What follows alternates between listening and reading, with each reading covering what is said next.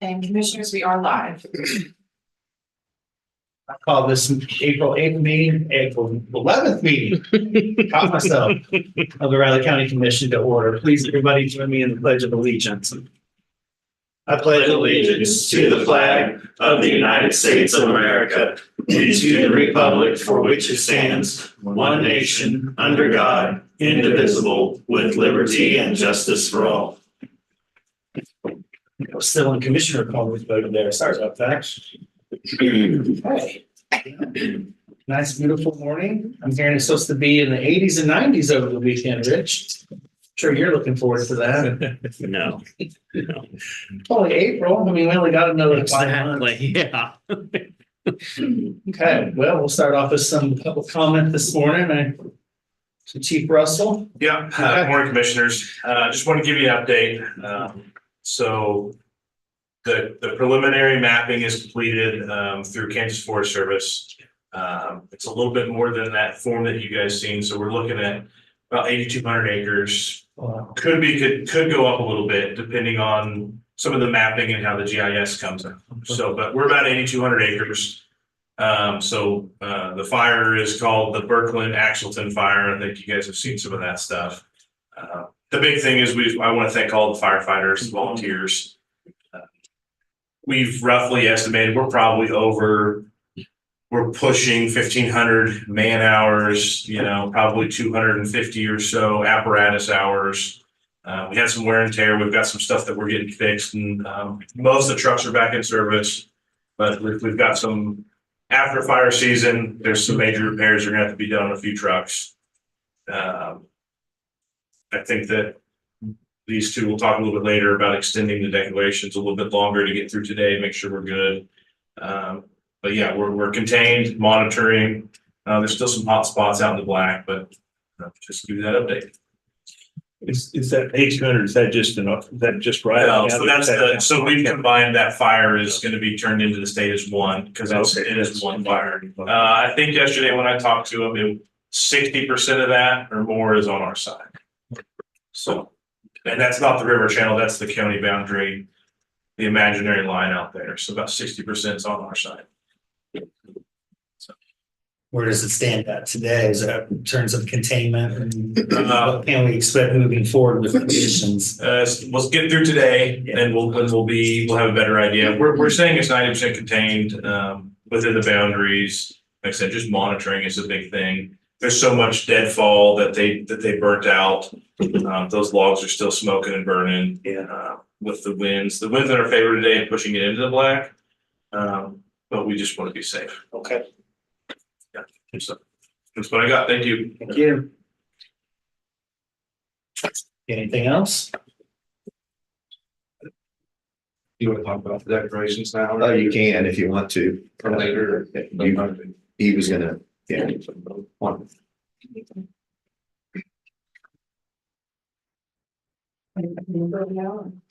The one thing to add about the contained is there's some rules that we want to leave it at 90. Eventually it'll be 100, but then that changes some things and potential funding sources and stuff. So then the other Clancy and I have talked, and he probably has it later in the meeting, but I think it'd be safe bet to go ahead and extend both disaster declarations through next Thursday's commission meeting, just to be safe. I had meetings with IT yesterday and the clerk's office in particular on the radio side, and hope, depending on some answers we get from KCOM and L3 Harris, we may have some information to share with the commission Monday. So I might talk to Rich about maybe putting an executive session on the end of Monday's meeting. That if I don't get the answers back, we'll just cancel, push it maybe to the following Thursday. But if that works for the commission, Yeah, we won't be meeting Next Thursday, we're not here. So it has to be the following Monday. so okay. So yeah, so we might put it on the end of Mondays, and if we don't have the right information, we'll just push it to the following week. Okay.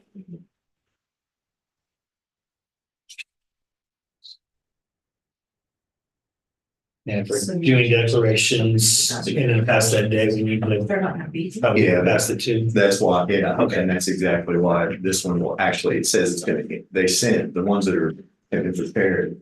They make sure they go through next Thursday, they end next Friday. Yeah, So, Okay. which should be sufficient, but, yeah, but there's no harm in doing it that way. well, I guess my point is if they're not gonna be here, should we Go to the next Monday. do it through Monday, just so that, But we can, That's what I would think, just in case. that's fine, that way we don't do it again. Yeah. sure. Unless you feel comfortable doing virtual signings. I'm comfortable, I don't have to do anything. Wow, that's That's not a good attitude. the first. On this particular item. I'm just, I, That's a pre-retirement attitude. Short-term. That's a pre-retirement attitude. They're doing all the work. I was gonna say, he's counting down the days, but his calendar over there is still on January, so I don't know. I assume the commission doesn't have any other questions. No. I'd second your notion. Thank you, everybody. Yeah. Thank you for everybody who came and helped from other various locations and departments, and thanks to all of our firefighters, in particular, our volunteers. Did you talk about like Garden City? Yeah. Yeah. So there were departments from Garden City to Pittsburgh to Wichita to Kansas City and everywhere. Wichita, Jefferson. Yeah, so we had, like, on our side, we had Sumner County, Pittsburgh, Garden City, Kansas. Then we had the Parks and Wildlife. We also had, you had US Fish and Wildlife, and the Kansas Forest Service Task Force was with us. At the very end, we had 12 trucks that came from the Pot County side. I don't remember where they were from. Mulvane. Cherryvale, Coffeyville, Fredonia. Yep. Kind of the southeast Kansas task force. Parsons, actually. Yeah. And then, of course, we have locals such as Waterville. Yeah, Waterville, Blue Rapids, Clay Center. Clay. The Pittsburgh task force that was there was 2 trucks or 1 truck with 4 or 6 guys. It was their first deployment they've ever done. They just kind of got set in, and this was the first deployment they've got to do. So it's pretty rough terrain. They got broke in. Yeah. So And then we had Gary County and Manhattan. yep. They weren't necessarily up there at that fire, but they were basically covering our rear Yeah. if there was another one. Yeah. They Sunday. were, if we would have got another call for us, then we would have called them. Yeah. Sunday they actually positioned in Ogden for us. Gary County. Gary County did. They brought 2 trucks over and met with 2 people at Ogden, and so they were staffed there.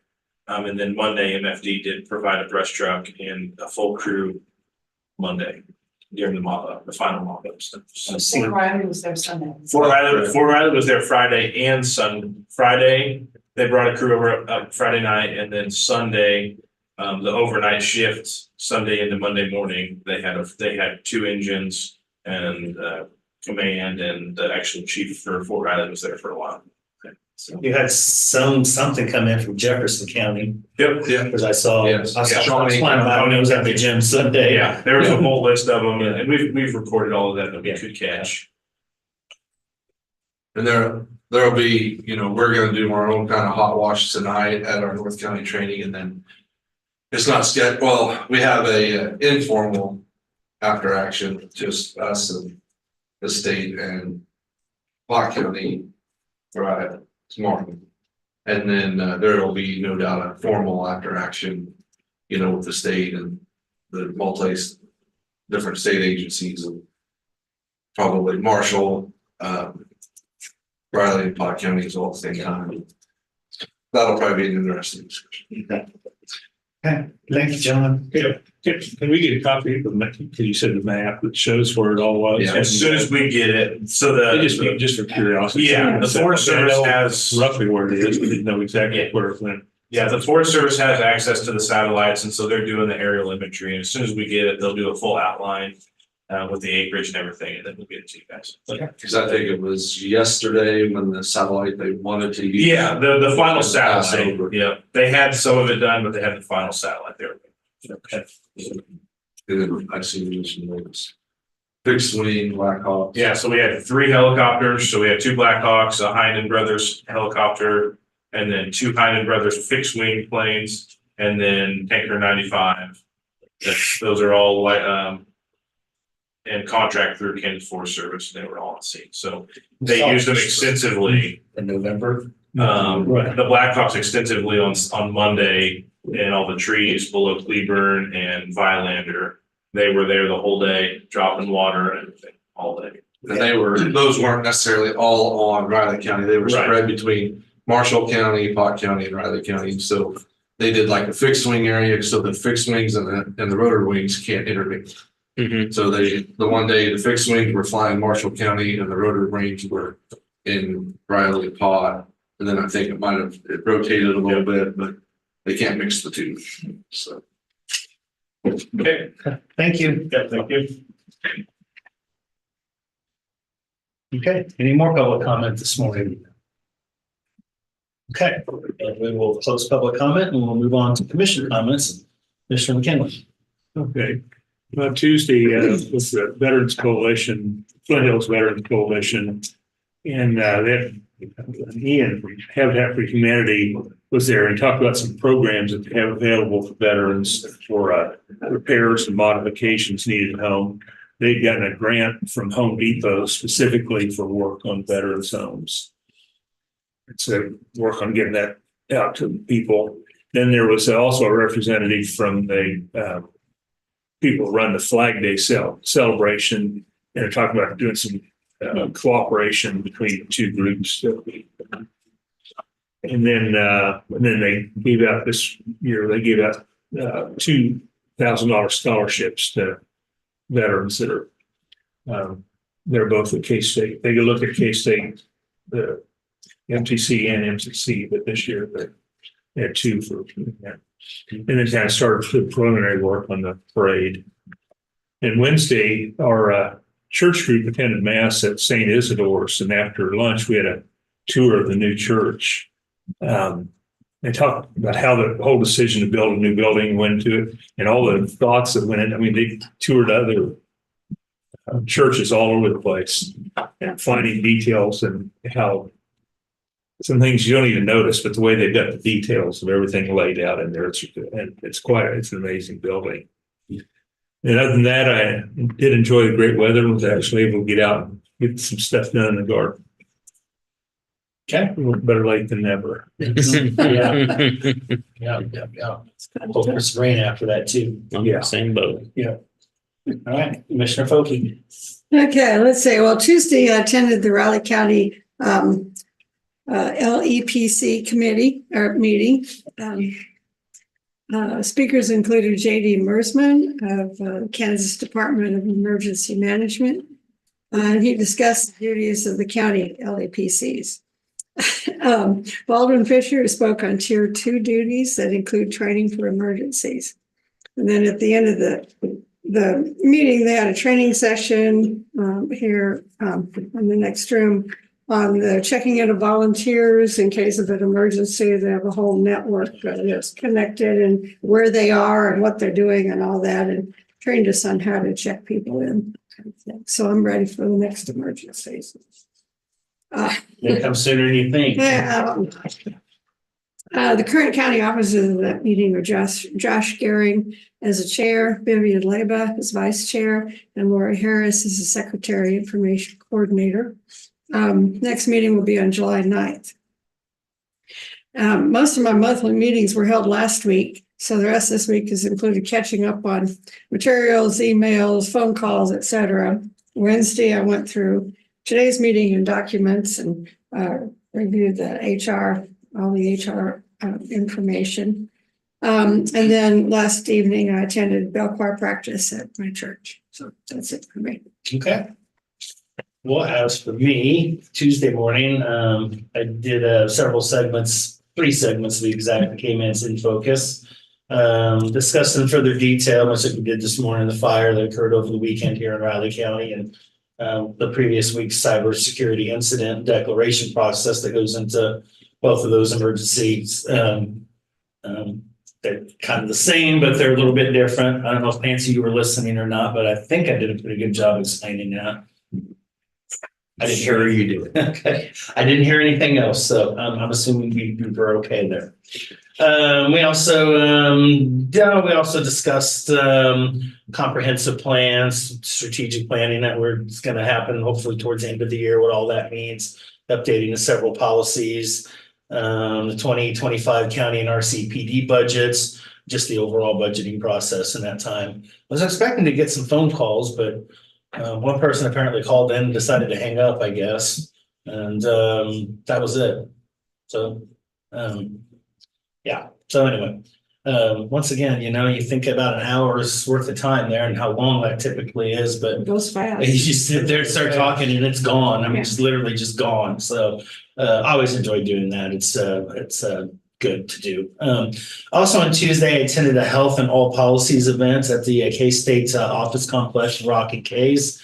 It was hosted by the Flint Hills Wellness Coalition and the Kansas Health Institute. There were about 70 people there. Other officials from the region were attendance too. Got a first-hand breakdown of what these policies are in real life, just examples of how they could be incorporated in different communities and counties throughout Kansas. We went through a process of identifying health impacts using this policy effort. There's a health impact checklist system and real life case studies that are going on here in Riley County currently, including transportation issues with Flint Hills ATA, possible change to a splash park in the Northview area. Of course, living in the Northview area, that's a big deal. The new aquatic center being proposed by Manhattan in City Park. Boy, I need to type better. I hope Cindy's paying attention to that because this is, I'm gonna have to fire my secretary at home, that being me. And the city of Manhattan's discussion on raising the area sales tax to help create revenue for their general fund. They've broken down in kind of tabletops, and each table kind of discussed those going through that list and kind of wrote on the board, what all those things were, and kind of interesting from each table discussing each issue, how it was all pretty much intertwined, the same thing. Everybody was thinking the same thing. So it was kind of interesting. John, did that, when they talked about the aquatic center, were they talking about redoing or enlarging the existing pool, or did they say anything about? No, it was just the impacts. Oh, okay. What impacts that would have economically and environmentally and socially and Okay. and we talked about this at our table. We talked about safety components because in a large pool that's operative more than 4 months out of the year, every day of the year requires trained personnel. Can you get those trained personnel? And if you can't, what happens there? We talked about what that would do to the neighborhood in terms of adding density. And we talked about it in terms of economically what that does, because it's a $30 to $60 million project and it's got to come from somewhere. And who does that immediately impact? So that's kind of what the process Kind of is. how that Yeah, went. yeah. Okay. I'm sorry. Nobody really knows for sure what they're planning at this point in time. I mean, are they going to tear it down, build something new? Or they kind of got a little bit of a master plan, but it doesn't really lay it out specifically. I still think that's in the works. And that's depending on, will it be $30 million or will it be $60 million? I tend to go the latter because that tends to be when we start a process, we don't. Seems to go up. Yeah, we don't kind of keep it simple. We kind of go all out. So, Yeah. but anyway, we'll see on that. But this dealt more with impacts and particularly impacts to health related. Not items. necessarily how it's going to Yeah, work. yeah. Oh, okay. Yeah, not logistically. Okay. And that's kind of how this policy process, when you incorporate it, kind of works. It was interesting. I can see where in these cases where it worked. I can see some cases where it doesn't work so well, probably. Yeah.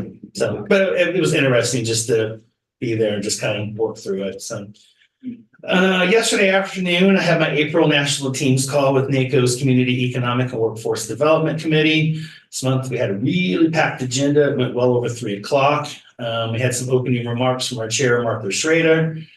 She's a commissioner, once again, from Clackamas County, Oregon. I just always like to throw it in there. I just like that name. And I actually told her that when I was there in February for the conference in Washington DC. She got a kick out of that.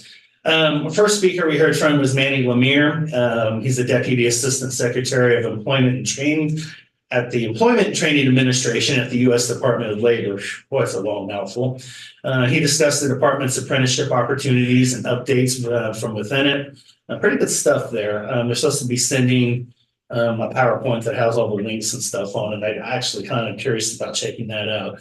Second speaker was Kim Levine Hinckley, Director of Learning and Employment Records Ecosystem at Western Governors University. She went through a virtual demonstration of an achievement employment wallet tool. Pretty advanced stuff. I didn't really understand. I mean, it's kind of like LinkedIn, Zoom, a whole bunch of stuff kind of combined, Apple Pay, Samsung Wallet, all combined into one with maybe a hint of AI or something in there. Yeah, it was more than I could take in that 30-minute period. So they're supposed to be doing a dashboard. I'm going to check it out, but I don't know. Maybe that's just, I'm too traditional. Maybe I don't know. Speaker number 3 was Annie Quigg. She's the program manager of health and human services with NACOS. She's also a large part of the county's future lab, and that's a good thing that they're doing there too, I might add. She went through NACO's new learning and employment records resource tool and dashboard. It's not completely 100%, but once they do, they're going to put that up and on live, and there's going to be a lot of really good resources there to pluck from. And then lastly, Julia Cortina, our legislative assistant with the committee, gave us a legislative update from Capitol Hill, as well as an update on two key pieces of legislation they're watching, and an update from all that's going on with National County Government Month. Of course, we did a proclamation on Monday, and I guess we'll be redoing that here shortly too. Had just a short discussion after that before closing. And then last night I attended Business After Hours, hosted by the Chamber, over right behind us here at Wareham Hall. Very well attended event. Blade Manges gave a history of the Wareham. I think most of us are aware of that, so I won't go through with it. And what they're working on and their process for renovation. Their plan was to come up with 20 million. They're a little over 12 million. So, and WTC helped them out with a $100,000 check last night too. So they're getting closer and closer. So they've got enough to get a good majority of it done. And I think as they get it done, I think the rest of it's going to come in. But being 2/3 of the way there in a 4-year process, and you're already just in year number 2, it's pretty amazing. So it's good to know that it's going to be there. It's good to know it's going to be renovated and used for generations to come. And I'm pretty sure hell's frozen over. May not feel that way this weekend, but the Royals have won 8 games in a row or something. I heard the other day 5 in a row, and I about drove off the road. Yeah. They're like tied for first, and it's April, like early April, not like 0 for April. Yeah. I mean, I don't know how the rest of the season's going to go. Maybe it'll be weird where they go 0 for everything else, but this April. Anyway, that's all I've got this morning. So, Ready for business, commissioners? Yeah. First item I have is I need a motion to sign a corrected proclamation for April 24th, National County Government Month. Without sand. and it says the Okay, you want me to do it? All right, I'll go ahead. I would make a motion to sign the corrected proclamation for the April 24th National County Government Month. Second. Been moved and seconded to sign the corrected proclamation for April's 2024 National County Government Month. All in favor? Aye. All. Sorry, I forgot whether I did. All 3 signed, please. Commissioners, everyone like to attend Good Morning Manhattan Thursday, April 18th? Nope. Yeah, I will, because I'm not going to. Okay. And it's at the country club. Yeah, I saw that. Yeah. All right. Shannon Goodman, the new Potawatomi County Economic Development. Oh, she's replacing Jack Alston. I can never get her name right. Oh, okay. She'll be speaking, and Josh Brewer will be speaking from Habitat. So I'll make a Clancy, you want to report. go? No. They haven't had it at the country club for a long time. No, they have not. And any items for the intergovernmental luncheon, commissioners? Everything. All It's like the 10. 22nd or something. Greg and Catherine, you attend. Yeah. Clancy? What is that? Second? What'd you say, John? I think it's the I 22nd. think it was 22nd, I think. Yep, 22nd. They haven't got, they got the speakers lined up for that yet. I haven't seen anything on it. I haven't either. I will not, Rich.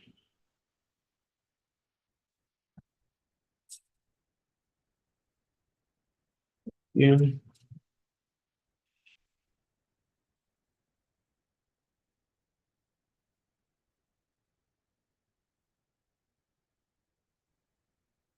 Okay, and then I have one other small item, Clerks Association Annual Meeting, Clerks and Election Officials is in May.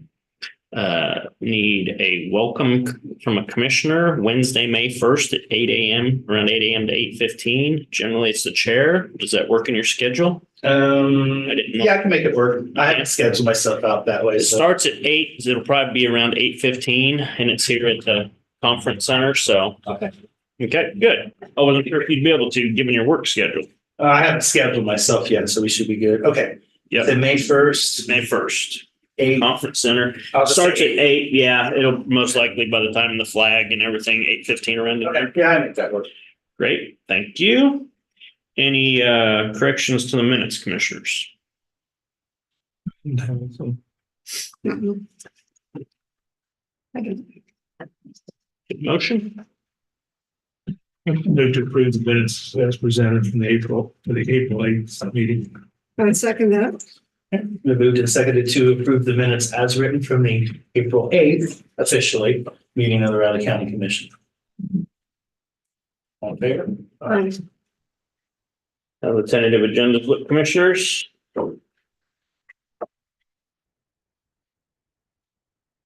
Okay.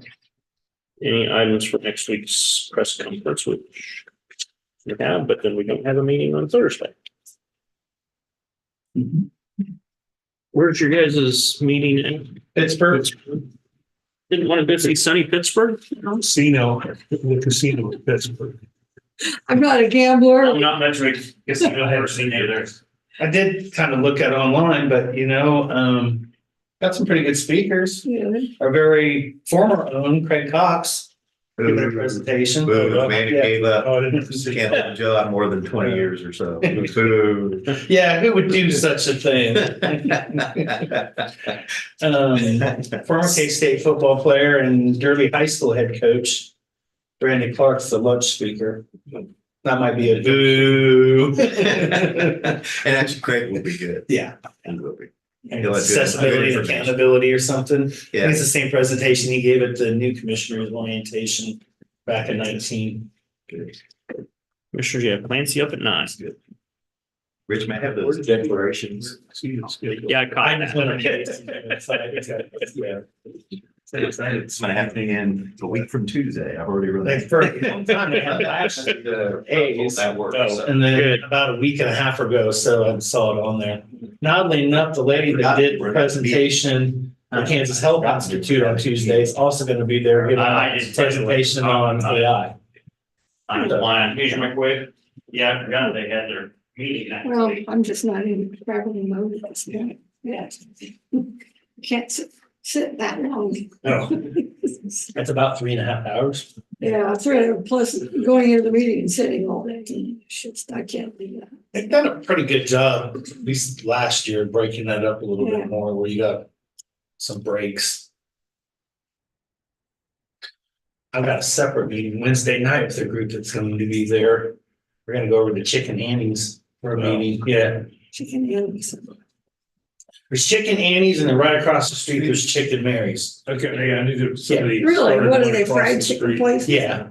Chicken Annie's been famous for a long time.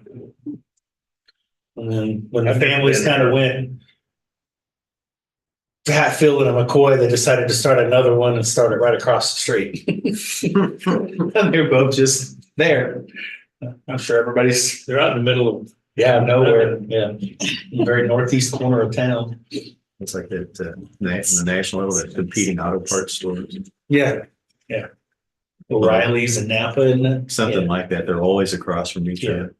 Well, here, they're all All three together. 3 or 4. Yeah, I think somebody else joined in the dispute. Advanced, yeah, advanced auto parts. Yeah. I can't keep them straight, which is, but I know which one I go to. I couldn't tell you which one that is.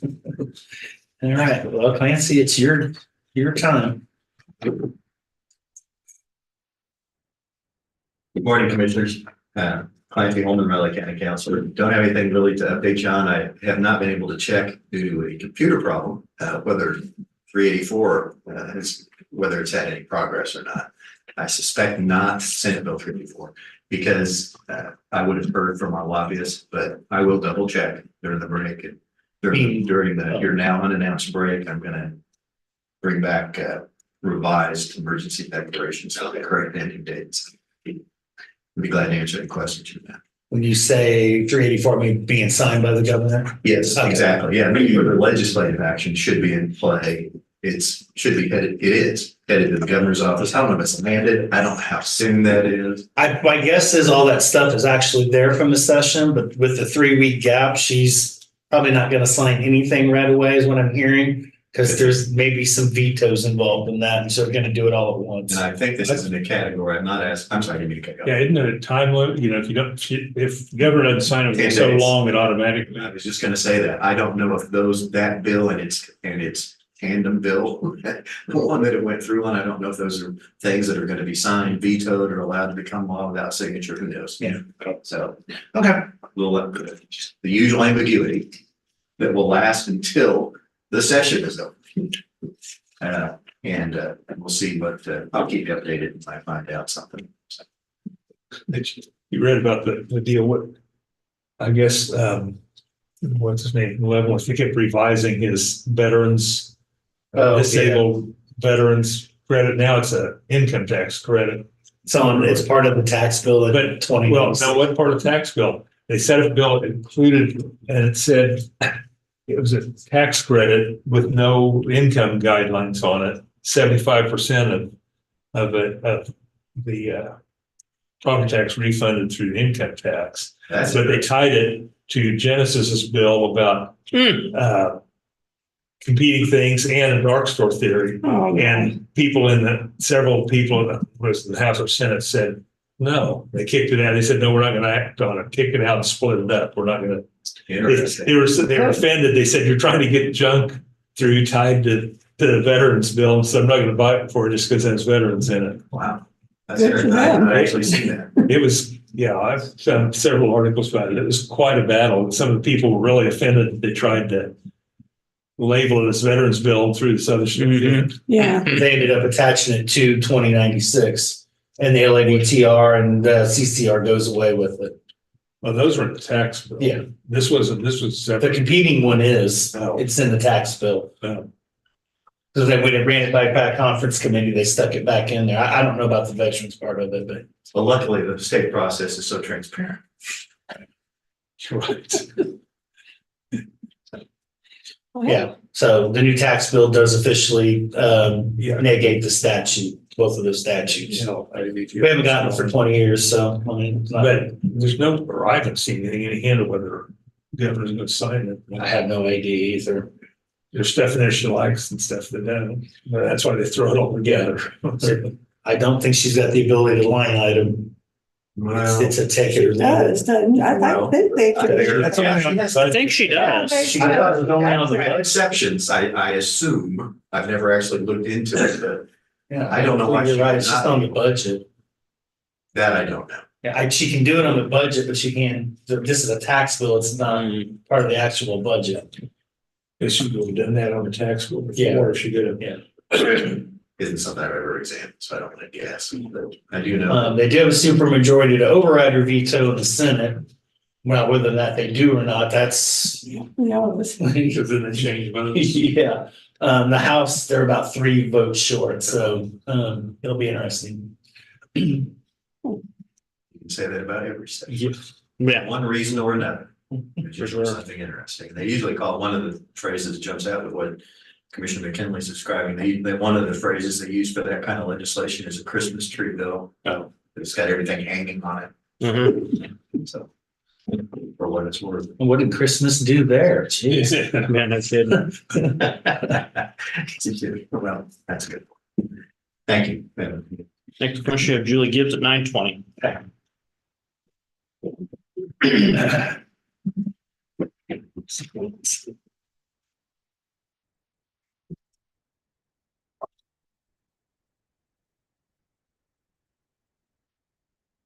I could. Yes. But And apparently it there's has some, completely turned it around, Yeah. and he keeps pushing it. But a lot of the other people are offended that are trying to I follow can the understand veterans that. bill Yeah, and I threw can all this other understand junk in there, that. just, and they said, no, send it back to the committee and split it up.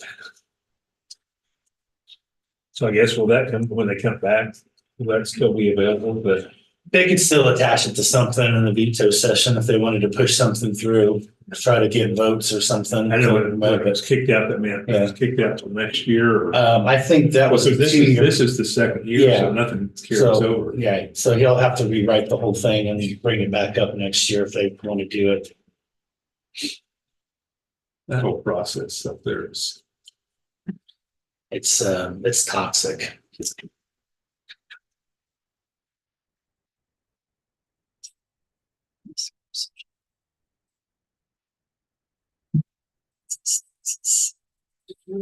Yeah, I got mine done. It wasn't fun. I've got mine I sitting don't there. I understand. worked on it for a while and then I thought, oh, I don't want to do this. But I don't understand it. The state, like federal was federal. It was about the same as last year, so that was fine. Process wasn't horrible. I mean, I did it online, so you have to kind of go through a couple of segments and the passwords don't last, and so it gets a little frustrating, but the state side of it, I just don't get it. I don't get how from one year to the other, it's a $300 difference in the midst of it, and nothing changed. I have somebody do mine. Well, that's what I've got. I didn't, and I thought everything was, whatever he sent me something the other day saying, did you ever make a decision on this? Yeah, I sent, I thought, Yeah. I sent him an email about some stuff. I make sure to save all the emails. Yeah. And I keep about 6 years worth of taxes in hard copy, just in case. Mhm. And I keep all the emails until I see that a payment's gone through or they've taken a payment out and everything's clear. Mine Just is- in case. Refund from Fed, it's about equal to what we have to pay for the state. Yeah. I know, it's- It really is for me too. I owe about $1,300 and it's about a split between both of them. I don't get it. Well, the thing that really makes me mad every time I come around is they make you take that distribution out of your IRAs and then they tax you on it. Yeah. You know, it's like, I just leave it there. No, you can't leave it there. Well, they've extended out. I haven't hit that yet. I was gonna hit it this year, but then they extended it. So Extended it. I like the crypto questions on there. Do you have crypto? What type of crypto? For how long? It's like, yeah, ask that question now. Well, what It's like is if somebody crypto? had like a small, I mean, you got a large amount, I mean, there's obviously gonna be a discrepancy, but Or crypto. you got a small amount, why would anybody even admit to it? I mean, really? I mean, I don't, but I mean, I'm being honest too, by the way, I don't get it. And the whole earned income credit thing has shifted a little bit too. Just the process. Changes. And there's nothing that you can do, go back on your tax forms throughout the year to balance that out to where you don't end up owing it. You're gonna pay it one way or the other, where you pay it all throughout the year or all at once, but better part of me would kind of maybe just like to pay it more evenly throughout the year instead of having to make a one-time payment. It just feels better or something. I don't know. they're talking about how everybody's refunds are even bigger this year. Man, they need to adjust, that's Yeah. not a good I'd deal. like to get a refund. Well, I was feeling really bad about it. And then a gentleman I work with at work, he spent most of the last year in Colorado driving for Uber, and he didn't take any taxes out. Ah, So he owes like $16,000. right. And I said, what? First off, I'm like, dang, how much money did you make? That's a pretty large federal tax. And that's bill. all he does? That's all he did. He said he drove Uber while he was engaged, and it all broke off. So he came back here where family's at. But yeah, They just picked random times and went out in metropolitan That's a area. lot of income off of Uber. I didn't know they made that much money. You can, it just depends on how aggressive you are driving, but you know, in a metropolitan area. And I was thinking about it, I'm like, well, that explains it, because every time I usually get an Uber in Washington DC, everybody's driving a brand new Tesla. Oh, yeah. You know, so it kind of makes sense, you know? Give me a fourth. Yeah. He said that's what he was driving too. So I'm like, huh? He said, yeah, I have $16,000. And I'm like, dang. Uber pays pretty damn well. I'm in the wrong business. Yeah, there's penalties if you pay, Yeah, yeah. paying that much. That's part of those penalties for not making quarterlies.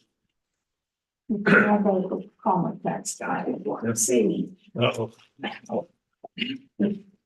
Where's the paperwork?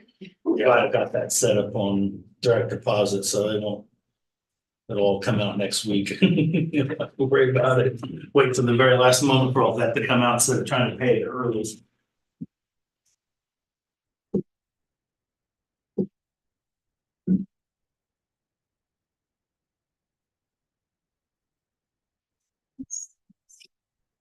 You got anything planted in the garden? Potatoes in, Yeah. late, the onions, probably this afternoon I'll get the onions in. That's the main things that were Yeah, a I just little late. finally got mine tilled this week, and so I'm hoping to maybe get onions in tonight. Maybe. I cleaned up on the strawberry beds. There's actually a couple of blooms. Oh, really? They starting out there. Amazing how early stuff started this year. But, you know, last month, just, I'm not gonna go out there and fight the wind. Yeah. It beat you to death. Yeah, it's just not worth it. But I started cleaning up some of the others, getting the rest of the stuff cleaned up. You know, ready to go. We did Sunday. We cleaned up all the flower beds and all around the yard, and actually got the garden torn apart so I could till it this week, and I got it tilled Monday night, I think. Finally. Chance of severe weather sometime early. Is it Monday night? Oh, late, yeah, early next week. Man, we need some rain. One good drenching will finally just pop everything up to life. Grass, the trees, all of it.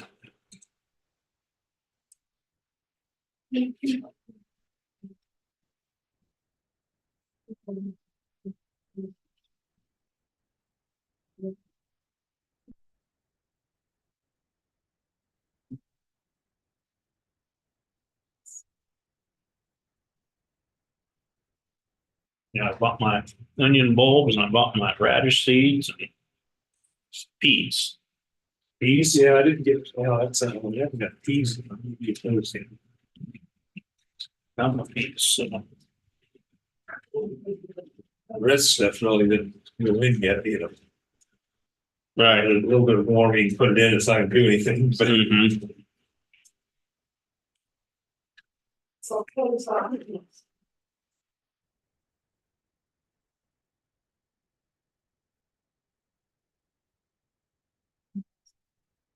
I only woke one good sized toad from his early hibernation. oh, yeah. So usually do that or a skink or something, you know. Yeah. He got lucky because he didn't get crunched by the tiller, but yeah, he just got awoken. escaped, huh? Yeah, he did escape.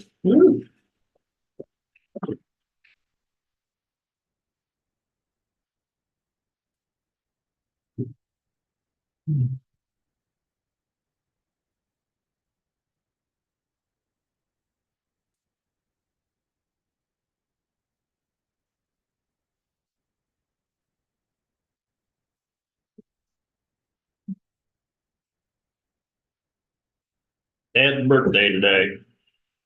Hmm. My dad's birthday today. How old? 82, I believe. Happy birthday, Dad. Yeah, yeah. Can't call him 410 because his wife sleeps in sometimes. So.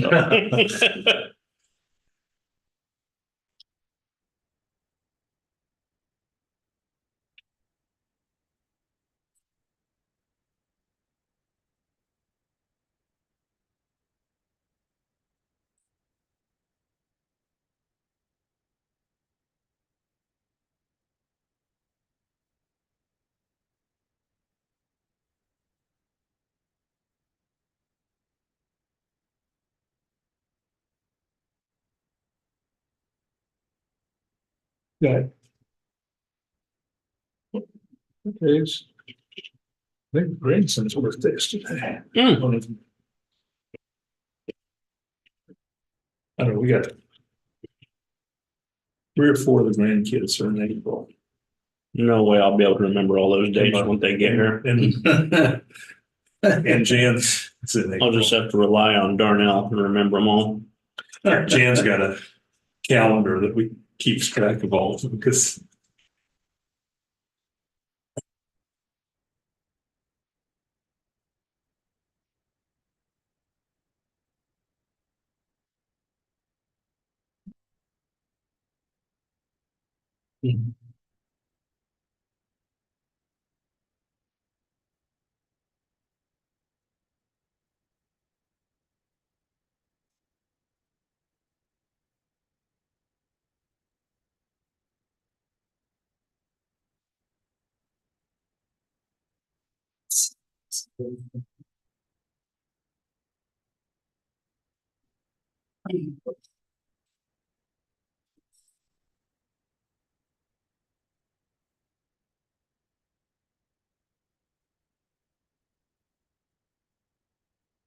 I had one last year, it was Grace's birthday. No, she turned 20. Really? 20-year-old grandkid. I'm not sure how that happened.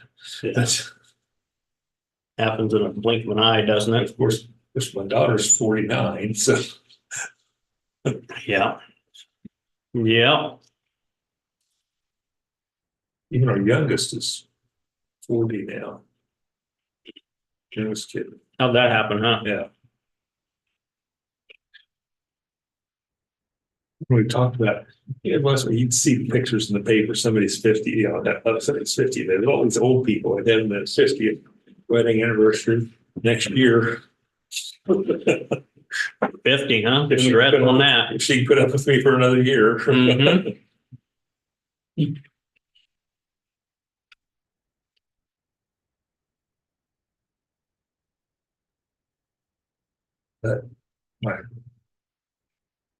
My mom's parents, they had 70, 72 before grandpa passed away. Really? My folks, they were 62 or 3 years. I know, and my other grandparents, I know were over 50, but I couldn't remember the 50th. I'll be number 35 this year. Oh, Have a seat. Do Have a this. seat. It was fine. just, I just. You just thought you were losing weight. Yeah. Gravity just extended. Yeah, it does that. Right on the backside of this table. It's I just- was saying, I thought you sounded all of a sudden, it just drops. Boom. Mine's got it does it just incrementally, like it usually it's like even with the table and then just kind of gradually Come on, Julie. works itself down. So. Well, it's a good thing it's a soft one, because if Yeah. it went boom, it wouldn't be any fun at all. Or if it had the extra spring at the bottom where it springs you Spring. back. That'd be fun. We. Reverse one, wake you up and eject the seat, see? Yeah. Exactly. Go and hit the fan, right?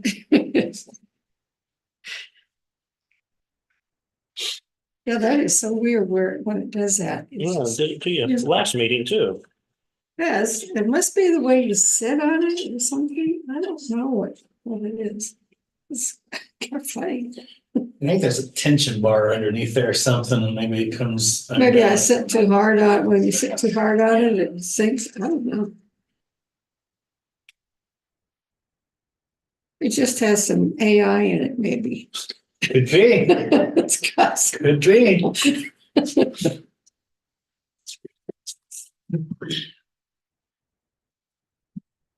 Talking about something with somebody. I didn't have my phone on me. Then I picked up my phone and up pops Google, the exact same thing we were talking about. And I'm like, That's scary. Yeah, I'm like, no. That's why It was during Tuesday's health policy, and I can't remember what it was, but I got back home and I'm like, no, there's no way. Everything's tied to our credit cards and everything. I went to Menards, bought some Fiskars, limb trimmers. Yeah, Pull up computer, what pops up? every An single. ad for week. Fiskars. Oh, yeah, definitely. Based on your Yeah. purchase. Oh, really? That, you know. And I hadn't done anything since that Yeah. point. Isn't that weird? Yeah. And I had never looked up Fiskars before that and everything. I didn't even know what brand I was gonna go and get. Yeah. And you've already bought it and then it pops up. Mhm. That doesn't make sense. That's like when, you know, buy like a new toilet seat because the one breaks and you get it installed and you look it up and they give you like 8 different, you know, different other brands. It's like, okay, I only have one toilet, I only need one toilet seat. Move on to something else, please. And with that, we need a motion. Okay, I would make a motion to recess as a Board of County Commissioners and reconvene as a Board of County Health. Second, Been moved to second that we recess as the Board of County Commission and that reconvene as the Board of County Health. All in favor? All right. Aye. Good morning, Okay, Julie. Commissioners. Julie Gibbs with the Health Department. Here at a different time. I asked Cindy if I could switch, and so I'm glad she was able to do that. Then my meeting at 10 got canceled this morning, so I couldn't attend to it anyway. But sorry. So I'll speed through this as I only have 10 minutes, but really not a whole lot of things to update you with, except for program updates. And then I'm going to share with you county health rankings that just came out. So Shelley's provided revenues by department and expenses by department, what it looks like this time of year. Any questions on any of that? Okay, on to program updates. So clinics saw a total of 435 appointments in March. 138 of those were family planning visits. They delivered 261 immunizations across 149 patients.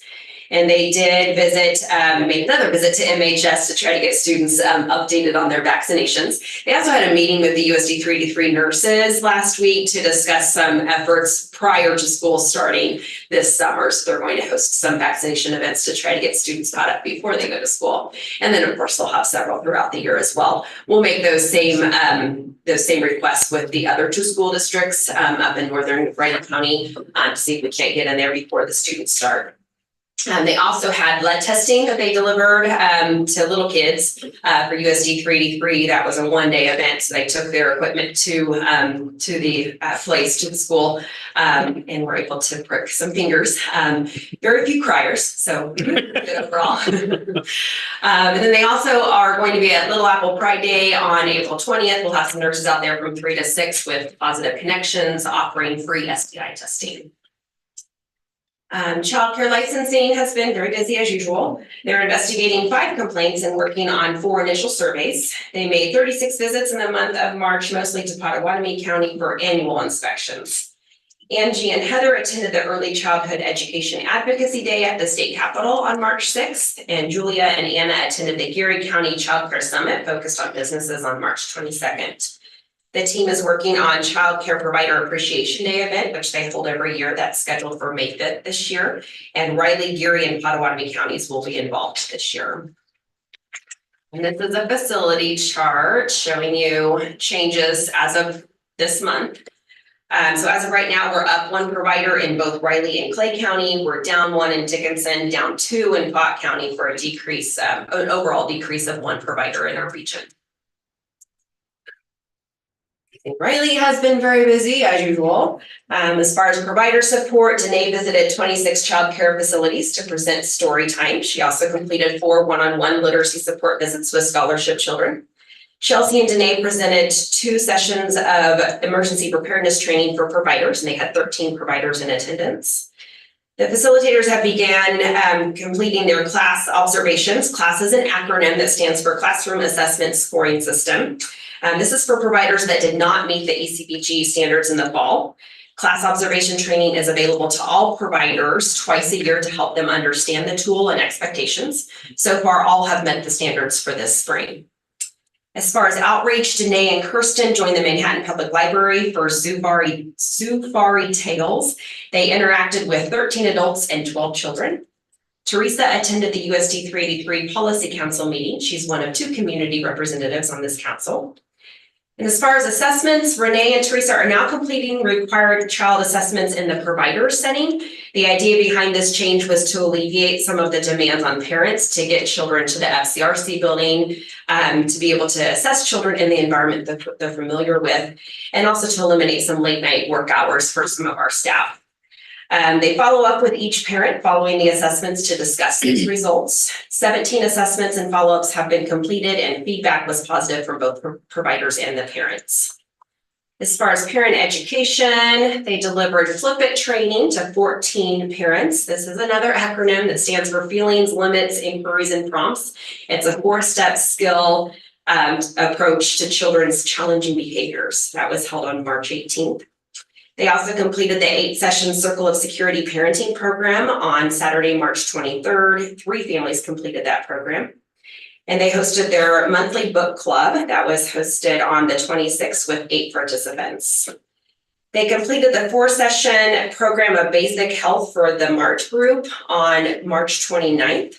Facilitators shared information regarding the healthcare system in the United States and provided good information on what families can do at home with certain illnesses, so that can hopefully deter them from using the emergency room and acquiring some of those expenses. They had 8 parents that participated in those sessions, and they are starting a new session tomorrow.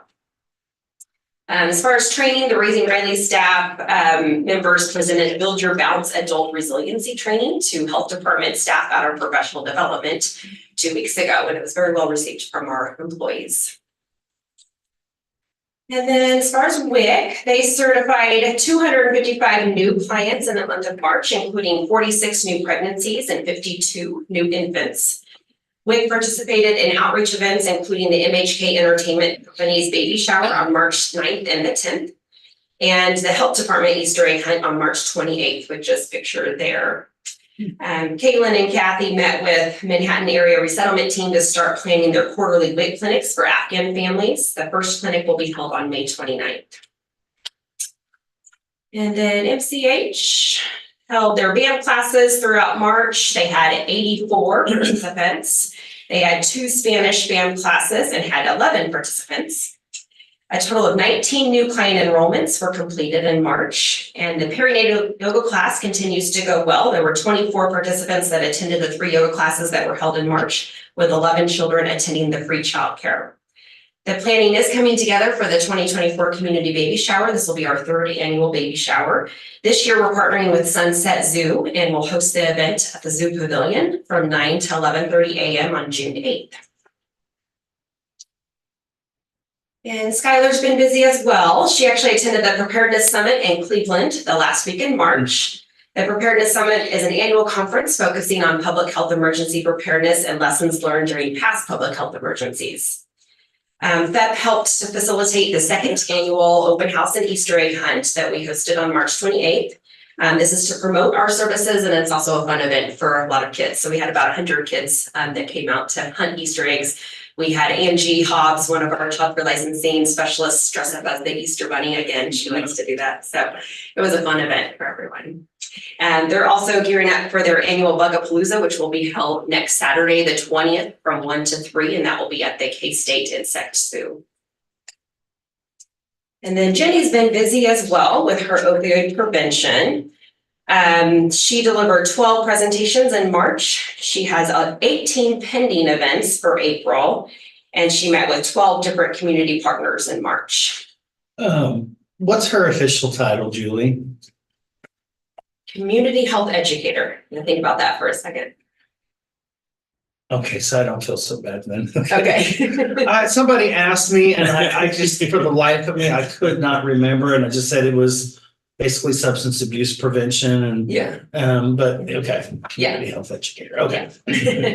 I know. It might be just one of those dull moments where my brain just stopped and Yeah. but yeah, I okay. do that too. All right, and then last but not least, I have county health rankings. So this first sheet that I'm gonna hand you is just a summary. It's our profile. And then this one I've compared to other counties. So every time around this year, usually at the end of March, these rankings come out. This year, they decided not to give us numbers, so we didn't have a number as far as what our rank is. That's what I look for all the time, and I spent, I don't know how long looking for that number. And then I went to a KDHE quarterly meeting yesterday in Topeka, and it was announced that they decided to do away with the numbers. So we don't have numbers. Instead, you'll see on this county profile that they provided us with a spectrum and dots that represent the different counties. So Jacob actually did some deeper calculations, and he calculated that we are 8 as far as our health outcomes. So that's the number we're going with, is number 8, which is actually up 2 from last year. So we were 10th last year. Yeah. Okay. So we continue to do well overall. This is a good summary of our findings. As usual, excessive drinking, percentage of driving deaths with alcohol involvement, and STIs are above the Kansas average, which we usually are. We're also up with our percent of children in poverty and children from single parent households. We're higher in Kansas. On the back of the profile, you'll see drivers of health outcomes and factors. So these are measures with the greatest impact on health in our county. You can also dig deeper into actual measures of each category, so you can see how they're found, how they come up with those numbers, and you can also see trends. The website for that is countyhealthrankings.org. I spend a lot of time on that website. You can also look at strategies to improve those measures. And you can compare to other counties. So you can put in any other county you want, whether it's in Kansas or outside of Kansas. I, just for fun, compared us to Douglas County, Payne County, Oklahoma, and Boone County, Missouri. So these are similar makeups. They each have a college or university in that county. And pretty similar as far as population size. So it's just kind of fun to compare us to other counties that are of similar makeup.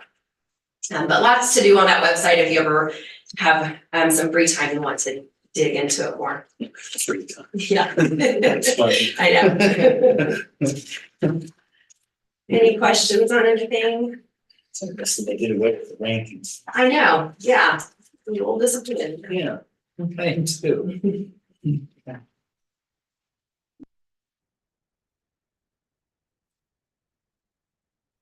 Thank you. Thanks, Julie. Someone at the bottom of that list, I'm sure, suggested that. Yeah. Yeah. It's what it is. Okay. Need a motion here. I move to recess as the Board of Health and reconvene as the Board of County Commissioners. We'll second that. Okay. It's been moved and seconded to recess as the Board of County Health and then reconvene as the Board of County Commission. All in favor? Aye. Aye. Okay, Shiloh, Yes, you got some rankings for us. don't you? driving. Wow. around to work. Perfect. I like that. That is an odd one. Good morning, Commissioners. Shiloh Hager, Riley County Treasurer, with your March revenue reporting. The month of March, we ended with a balance in the general fund of $22,751,299. We're currently carrying a balance in the ARPA funds of $13,258,838.12. We have a total fund balance for the county as of the end of March of $80,718,923. We did make our March tax distribution happen. Those are taxes, delinquent taxes that were collected in January and February. That happened on March 20th. Our year-to-date income or investment income is sitting at $968,146. We are still getting a very good return on our active checking account of 5.46%. And we had a CD rate of 5.45% on one of our CD bids last month. The emergency 911, is that the hardware refresh? These are up here, are you talking this? Oh, that's for the Those are the- 911 fund. Yeah, that's the Okay, I'm interest sorry. that's transferred Okay. into those funds, and that's what's been transferred year to date. Or, that would have been the last quarter of 23 that was entered in January. We made the first quarter transfer the 1st of April, so those numbers will change on my next report. Okay. The ARPA year-to-date interest in the ARPA fund is 179,711, and that also is earning a rate of 5.46% currently on the at the account of the bank. Our general fund revenues for the month of March. We came in at 15.77% over what was budgeted for the month. You can see here the tax distribution that was done. And where we are sitting year to date through the end of March. Year to date, we're at 5.31% over what was budgeted for revenues. And as of the end of March, we have collected 50% of total budgeted revenues. And you can see here, investment income came in over budget for the month. Sales tax came in over budget for the month. So that's kind of the things that make up those overages. Speaking of sales tax, we deposited into the general fund sales tax, $170,859 for the month of March. This represents January sales. You can see that's 2.5% over what we have budgeted for the month, and it's 1.2% over what we had collected at this point in time in March of 2023. Year to date, we are sitting at 3% over what we have budgeted for sales tax in that general fund sales tax through the end of March.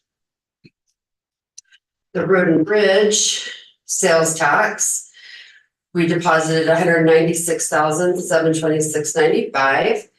This is the first month that we have apples to apples, so you can see we are just about 0.5% over what we had collected in March of 23. We are 18% over what we had budgeted for the month of March. And year to date, we are sitting at 7.4% over what we had budgeted through the end of March. Scroll back. Which one? I was looking at January there. Because November, December there, that's still holiday. And then this would be the first month that it would. Okay.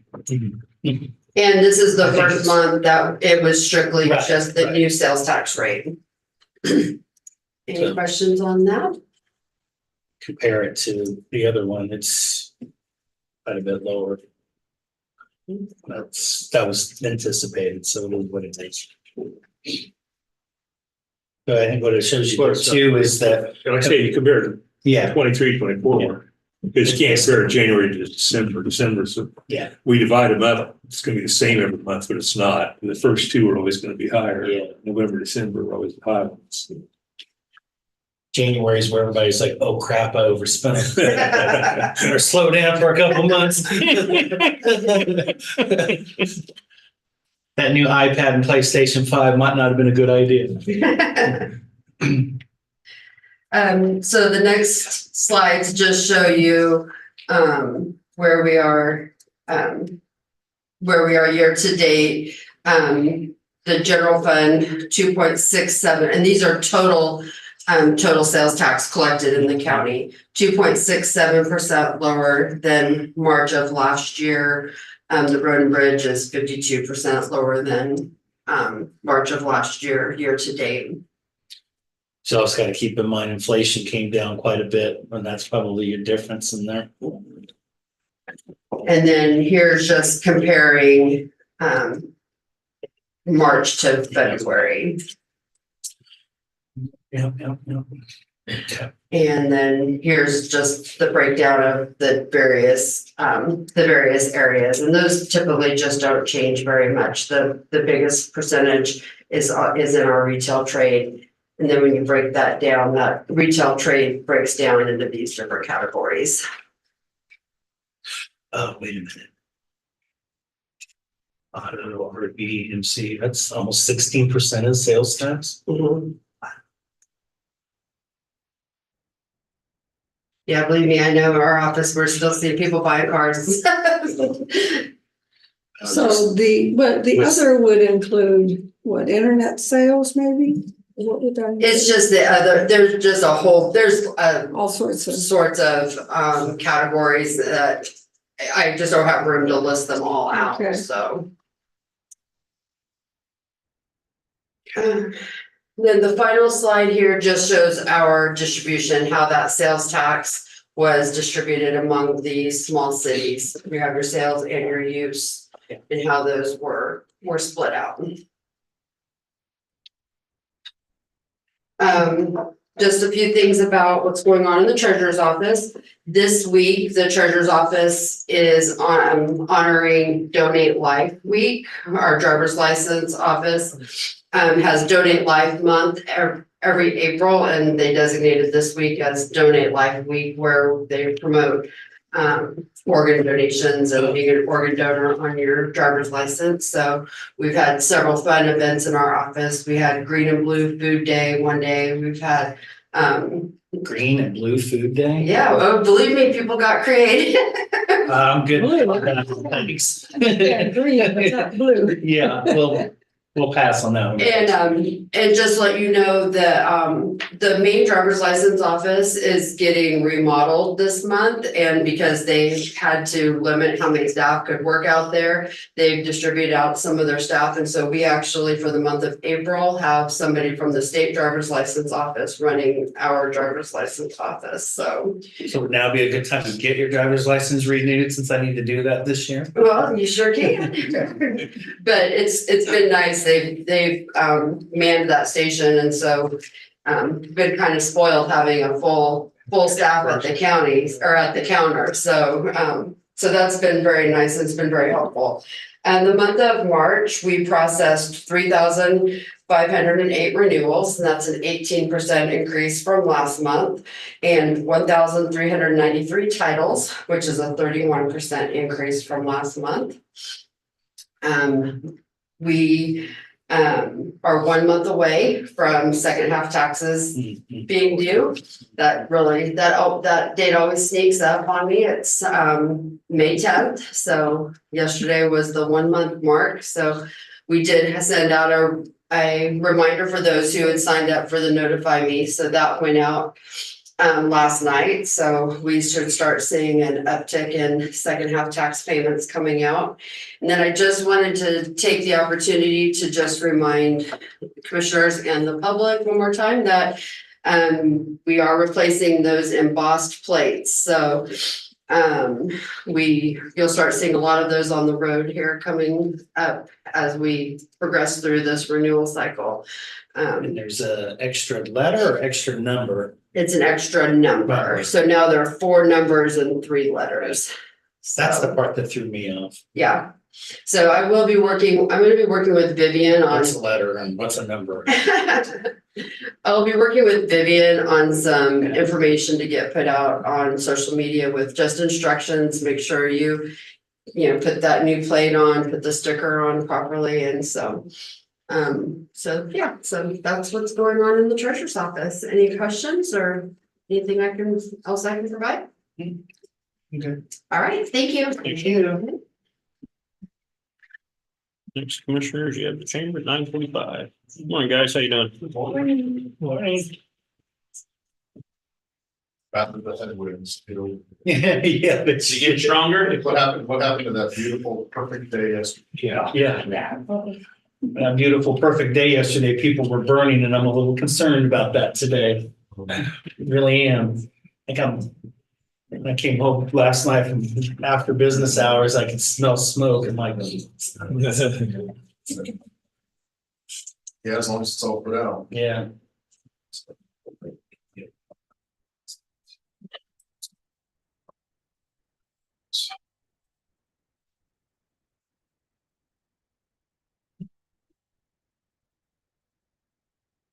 Okay,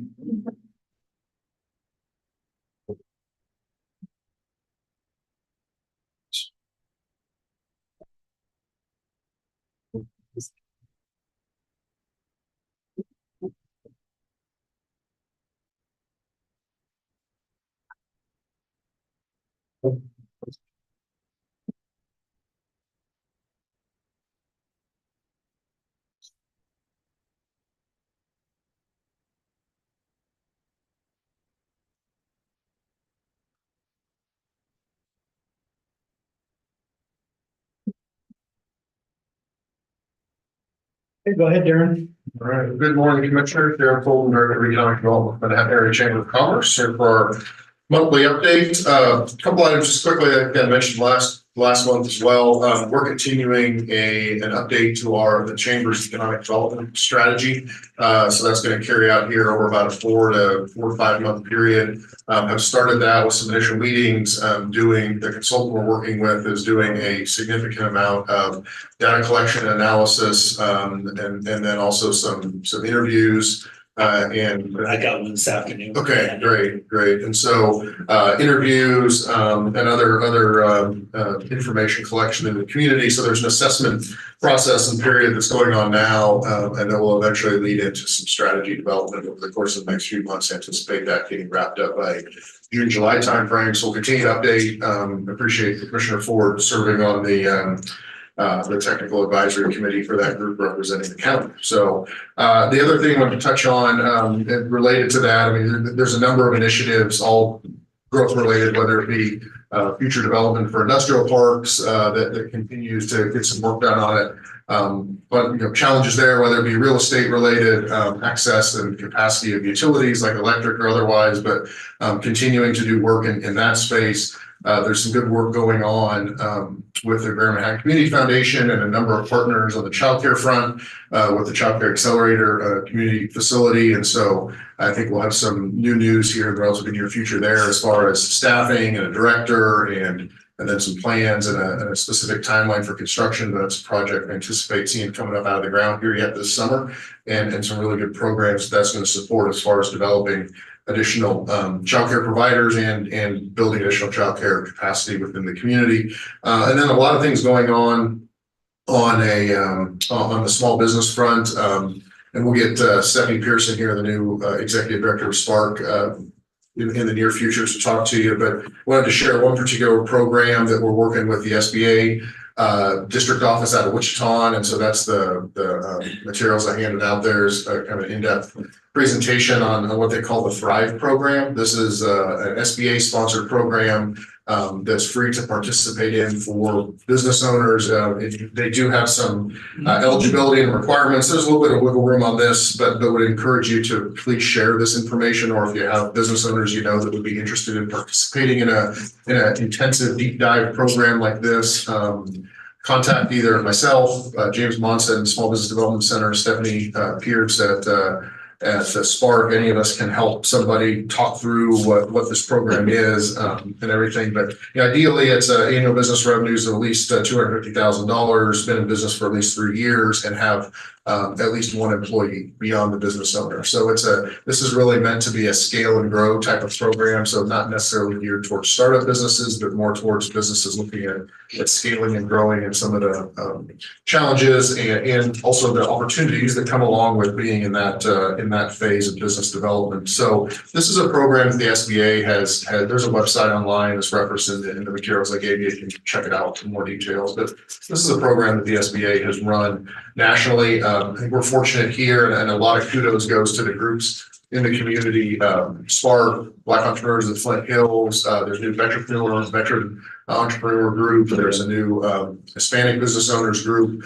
I think all of this activity, Network Kansas has been very active here. We've added some new programs, some new local programs locally.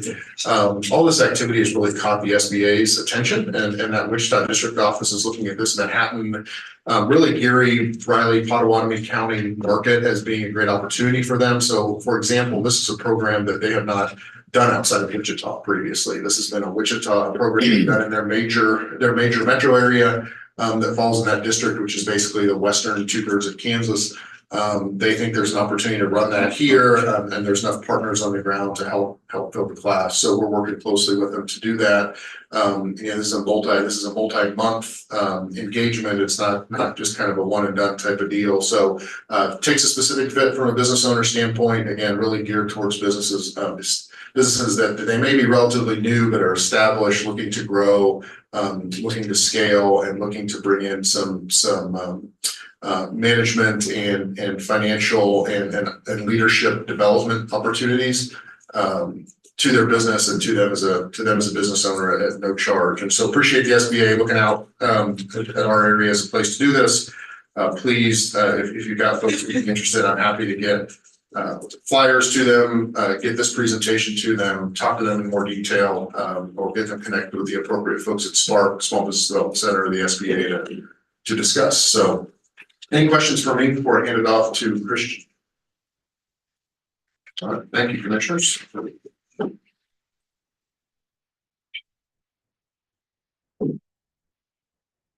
Good morning, commissioners. I just want to take some time to provide some updates of military relations. So for those of you who were not aware, there was $16.3 million that was awarded to Fort Riley for infrastructure, thanks to Senator Moran.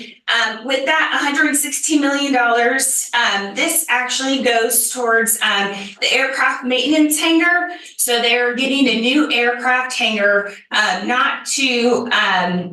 it's to actually add on to the aircraft hangars. Right now they are short hangars, so you see a lot of birds not being covered up. So this is just another addition. They're not getting another combat aviation. The infantry platoon battalion course, their air traffic control tower, and also some final improvements to the Bob Dole railhead.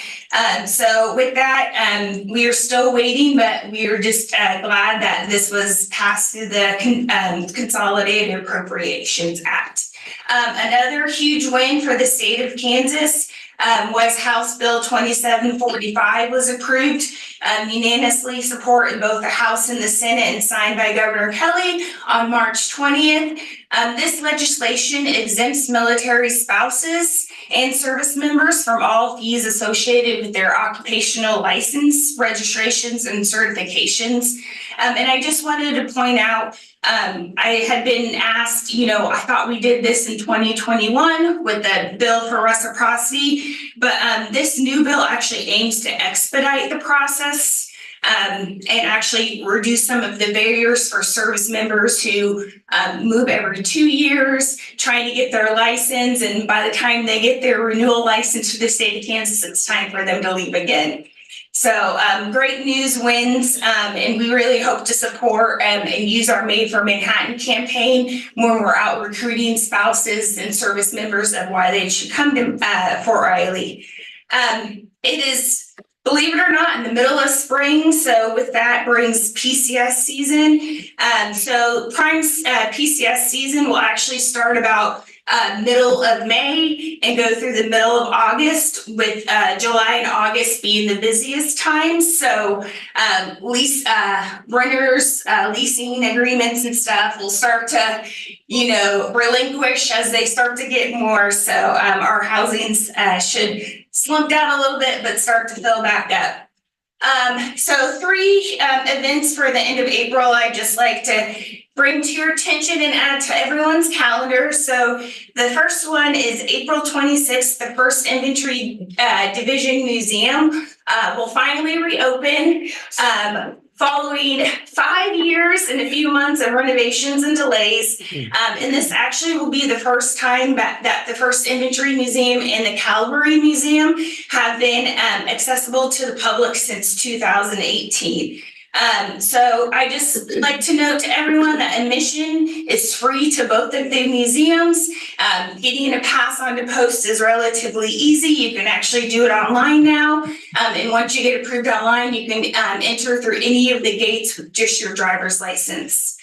On April 24th, which is a Wednesday from 8 to 4, K-State has organized a digital summit on Fort Riley for local military communities to explore digital innovation and new academic programs, excuse me. So soldiers, families, veterans can attend this event, and they will actually offer immersive workshops led by their faculty in the various fields of media, cybersecurity, computer science, entrepreneur, and digital media technology. And then all participants will have the opportunity to have hands-on engagement just about the latest advancements in this areas. So if anybody is interested in attending, you can actually go to kstate.edu and Digital Summit to register. And then April 30th, we are hosting the second annual Veteran-Owned Business Summit, which will take place in Gary County. There's 4 summits, so we do rotate between Riley County and Gary County. So April 30th, 1 to 5, the theme for April Summit is Business Fitness, which will focus helping veteran entrepreneurs be prepared for business success.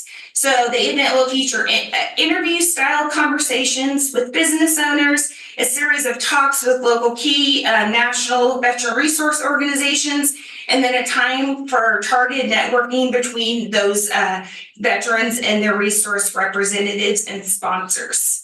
And then last, I'd just like to note that the May Military Relations Lunch has been moved. It will actually be May 17th at the K-State Ballroom.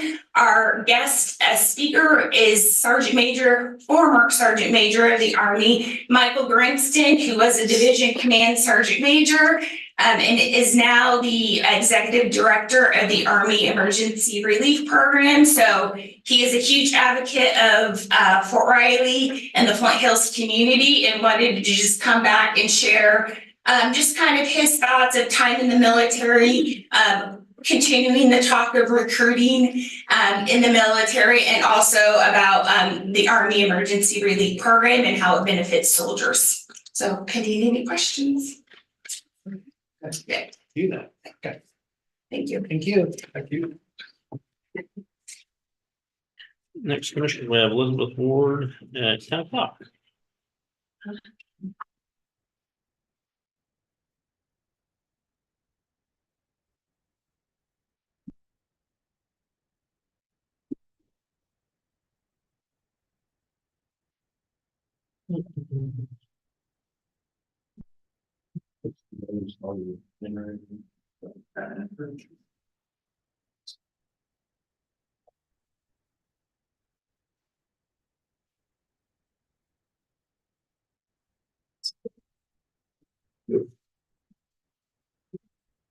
Important, getting the message.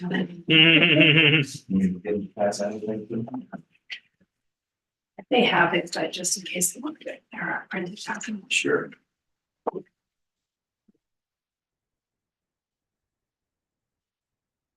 Which you've got the printed. Yeah, I do. Thank you, ma'am. Do you have a printed copy of it? Doing? Yeah, take a look at that for you. And her.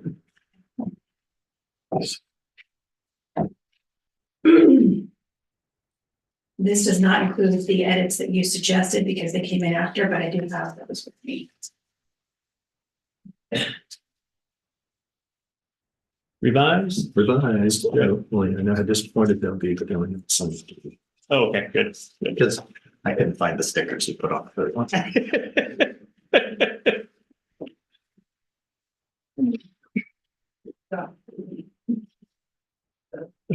Yeah, when I was planting potatoes, I moved into a different place, but I looked in the other spot and went, that looks familiar. Oh.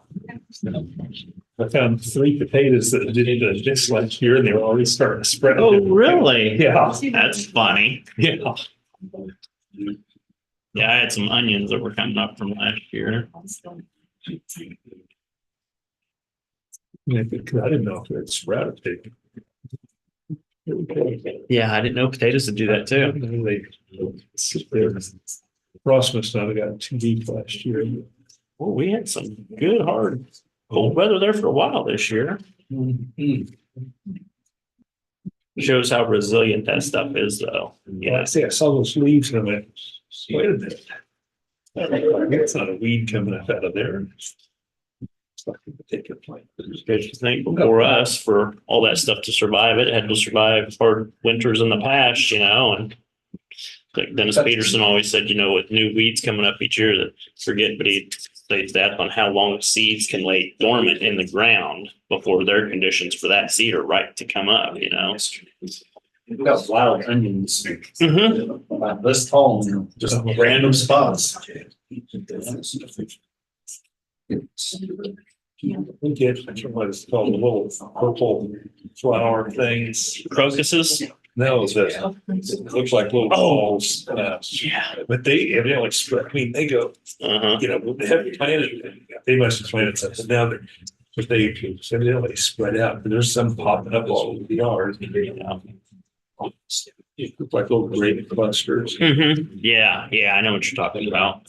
and they splash a little bit when they're growing. Kind of like tulips. They're so pretty, but they don't last very long.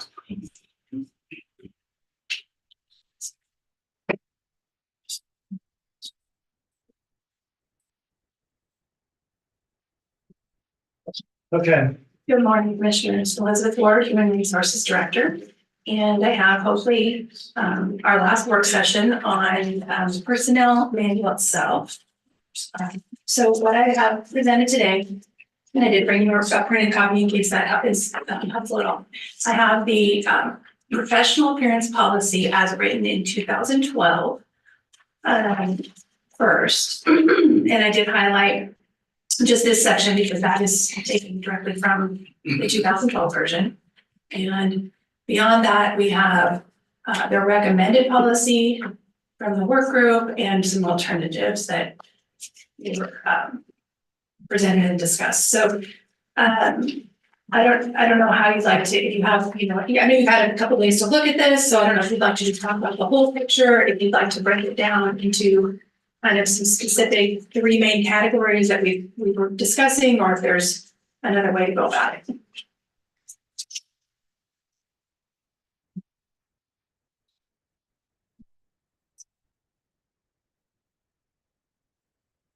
One thing I was mentioned that,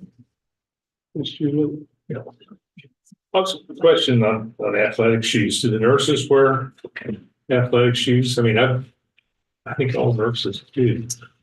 Or it seems to be most, my daughter. I can't recall, but I'm my head like I'm hurting right now. Just because somebody that's on their feet all day. Well, yeah, they're not wearing heels.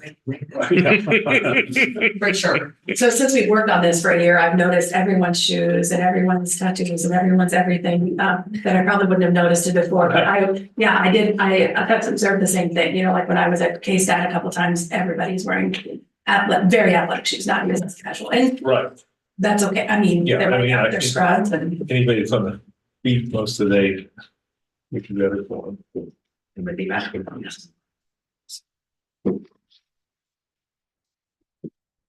Go ahead. Just one small thing on any of these options, was there ever anything addressed on the hair color? Because that was brought up a couple times by other departments. Yeah, so Nancy and I are actually trying to work through something. So I've sent him, I did a lot of research on that. And so I went, through SHRM, and then I went through a couple other legal advisory blogs and things, and I'm trying to work something out. The problem, and I shared that with the commissioners, is similar to the other conversations that we've had, is where do we draw the line between like a deep auburn red versus, a rainbow red. They're not, both of them are not natural, but some are not extreme. So it's a difficult thing to define.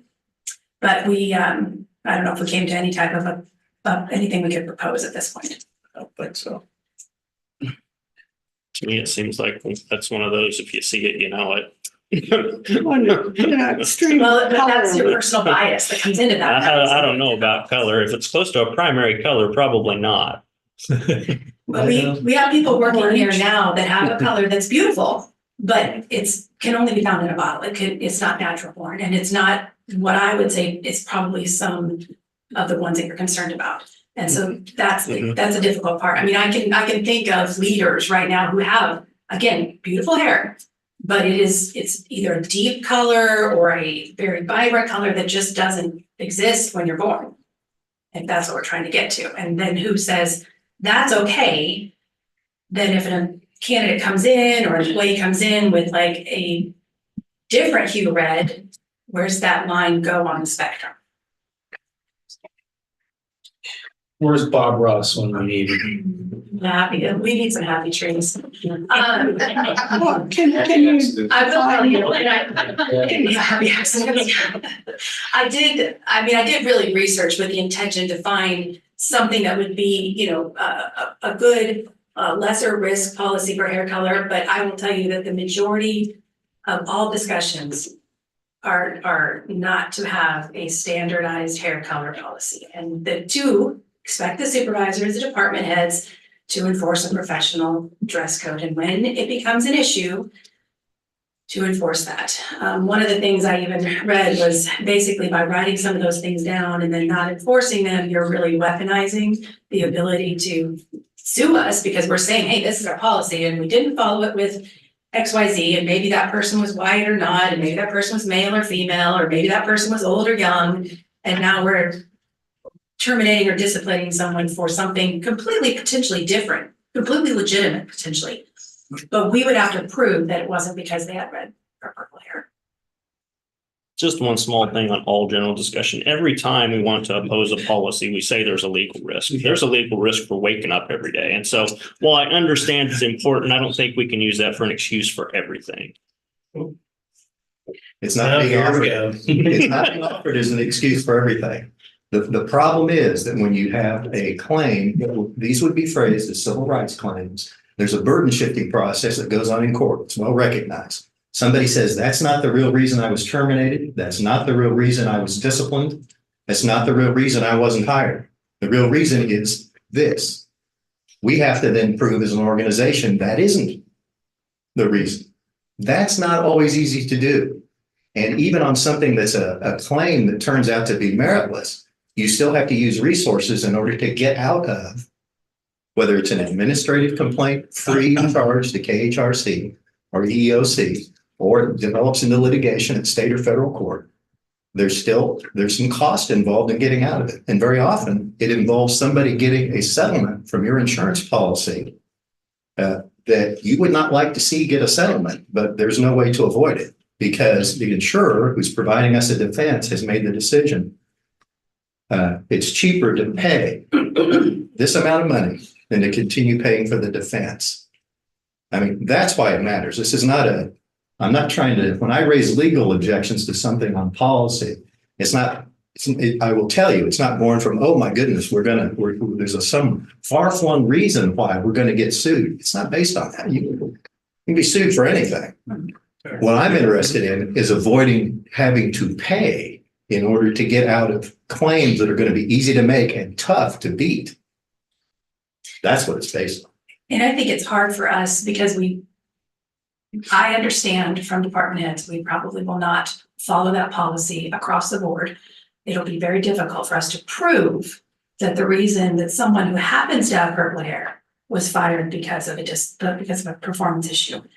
I think I mentioned UPS did have that. They won a court case that they were someone who came in with a certain color hair and then applied some extreme color hair not that long ago. They won. And the main reason they won is because 100% of the time it was enforced. And so there was no young, old, male, female, black, white, whatever, else protected class. I being an HR person who would need to enforce that gives me some consternation. I just have a general question relating it. If we don't have any kind of a policy and I have an employee show up with purple or green hair as the department head, I don't believe that looks professional. And so then I address that with my employer. We in turn setting up that same claim that, well, it's not in county policy that you can't do that. But I just told them it doesn't look professional. And in my department, I would not want someone sitting at the front desk with green hair. I mean, I'm just asking a question, kind of playing the devil's advocate on that, and that, like, how, as the department, how, do I just allow it then? I mean, that's a question, because I had that situation where someone had a different color hair that was not in line with a natural color. It's not in policy that we can't, so I was like, well, what authority do I have to say, oh, you can't do that? And how did you introduce? I left it alone until all this policy discussion started coming up, and I reminded them that, you know, hey, I think it's going a direction where it doesn't look professional to have the purple hair, so I'm gonna ask that you don't color it purple again, I mean, that kind of thing. So we don't have a policy now. Yeah, And we do have the ability to ask someone to represent your department. You particularly have the ability to ask someone to represent your Yeah. department. And we do have someone in customer service, a couple people in customer service who have different colored hair. And for those departments, it's not an issue. sure, It may or may not be an issue for your department. That's more you, for your determination. And you have the, I mean, as we talked about before, if someone comes and they're not dressed appropriately, safely, they're not acting appropriately, safety, you have the ability to send them home, Okay. have them change, do what you need to do. I'm just asking. And well, that's not, so right now we don't have it and it's, I don't know, I'm not saying they can't have it. I'm just very worried about enforcing it. Well, maybe we could define it, you know, or, I mean, it's hard to define hair color. But could you define it like in an extreme hair color or just say non-natural hair color per the department, you know, for our policy on professional appearance? Sure. Something like that. I mean, make it simple, but cover the department head. But it's Similar to not- RCPDs. Yeah. Yeah, it's not simple though. I mean, there's people They're gonna fight that because they know they There's people basically that can't. right now you would approve as appropriate color and that do not have natural color. Yeah. That's, okay, so there, I mean- you said it, so Anna. Well, now we can go to the nice, Doesn't exist in nature. natural, It's beautiful, traditional, fancy look. but it doesn't exist in nature. Scare everybody. That would give us a reputation if everybody just needed to be bald. That would be something. I don't think you're gonna complain, are you, John? I think it's the right way to go. Problem solved. Bald is beautiful, isn't it? Beautiful, a real read. It's easy to comb. 2 to 3 times a week. I could do it, yeah. Yeah, so, but I mean, literally, would you approve, is Anna's hair natural? It's beautiful. It doesn't exist in nature. Well, it could. It does, okay. Well, I've seen it. Color like that. Okay. You can't pick and choose what color red is, you know, Yeah, traditional and what this is. color red's extreme. 61. Because your definition of that is gonna be different than my definition or Elizabeth's definition. And actually, all of this is under that same guise as far as I'm concerned, but whatever. Go ahead, Rich. So Clancy, could we potentially set ourselves up for a suit in that instance where someone who has hair that is of a different, what some may call a non-natural color, is disciplining or in that employee's eyes, harassing them over their color? I was gonna Of ask that. course, you're a potential for lawsuit. Yeah, That's my point. it's always gonna be, there's always a potential for a lawsuit. But again. That's my point. Well, but my point is, we're leaning into a lawsuit when we do some of the things that are being discussed. When we say, well, just, it's extreme. Okay. How many people we have employed? 200 and some? 70. 270. We have probably 270 different definitions of extreme. We probably have, and so, but the way to avoid that being a problem with whatever you end up with, in my view, is to tie it to performance. If it's tied to performance in a rational, defensible way, and it's even if it's decided by the department head level, then you've got some kind of saving. You've got some means of winning when you've got an argument that I'm being picked on. That's a pretext. That's not the reason you're doing this. Wait a minute. You know, that's not the truth. Look at this record of your performance. I mean, Then if it's performance, all the rest of these policies are irrelevant. Correct. That's what you're saying. That's what both of you argue each time. No. It has to be tied to performance. She's shaking her head, yes. I mean, I do want every It's- decision to be tied to performance. What I'm saying is it's tied to performance. What I'm disagreeing with is it's irrelevant. It's not irrelevant. Somebody that shows up wearing, for example, flannel pajamas and has decided that's how they're gonna go to work. All right? Okay, I don't think we'll have 200 and some definitions. Okay, that's an issue for at least a discussion. And where somebody says, based on whatever policy you decide on, if it's at the department head level, whether it's professional or, you know, whatever you use as your definition, that's a winnable instance where you can defend it and with a straight face and not say, well, it's because I think it's a real reach to say non-natural. And I guess in Anna's, maybe I should be more clear, but in Anna's example, I mean, if that impedes customer service, that's the reason that we ask for the change, not because I don't like your hair color. No, it doesn't impede with customer service, excellent employee. I mean, so it's like, what, you know. Well, The point is, there's point there. it doesn't look professional, as is in the description, even the revised one, professional. Expected to project a clean professional image in all business-related activities. Yeah, If it's tied to some kind of, I think it has to be tied to a performance issue. I'm sorry. I would prefer that, but Then you need, all the rest of them are irrelevant then, because someone can serve in Shiloh's front counter in flannel pajamas. No. Which means that we've mentioned that somebody probably will. No, Yes, they, I disagree. Yeah. you may, but I do not. Well, if you may about the definition of professional and I may not. That's Agree. always going to be the case.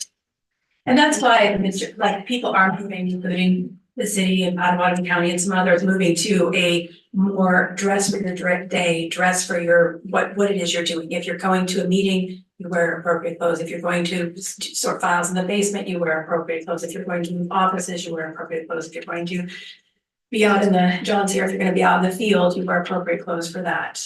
That's why I'm shaking my head, because if we are not controlling all of this and we're saying you need to dress appropriate to what you're doing, front desk, reception, legal, what you're doing.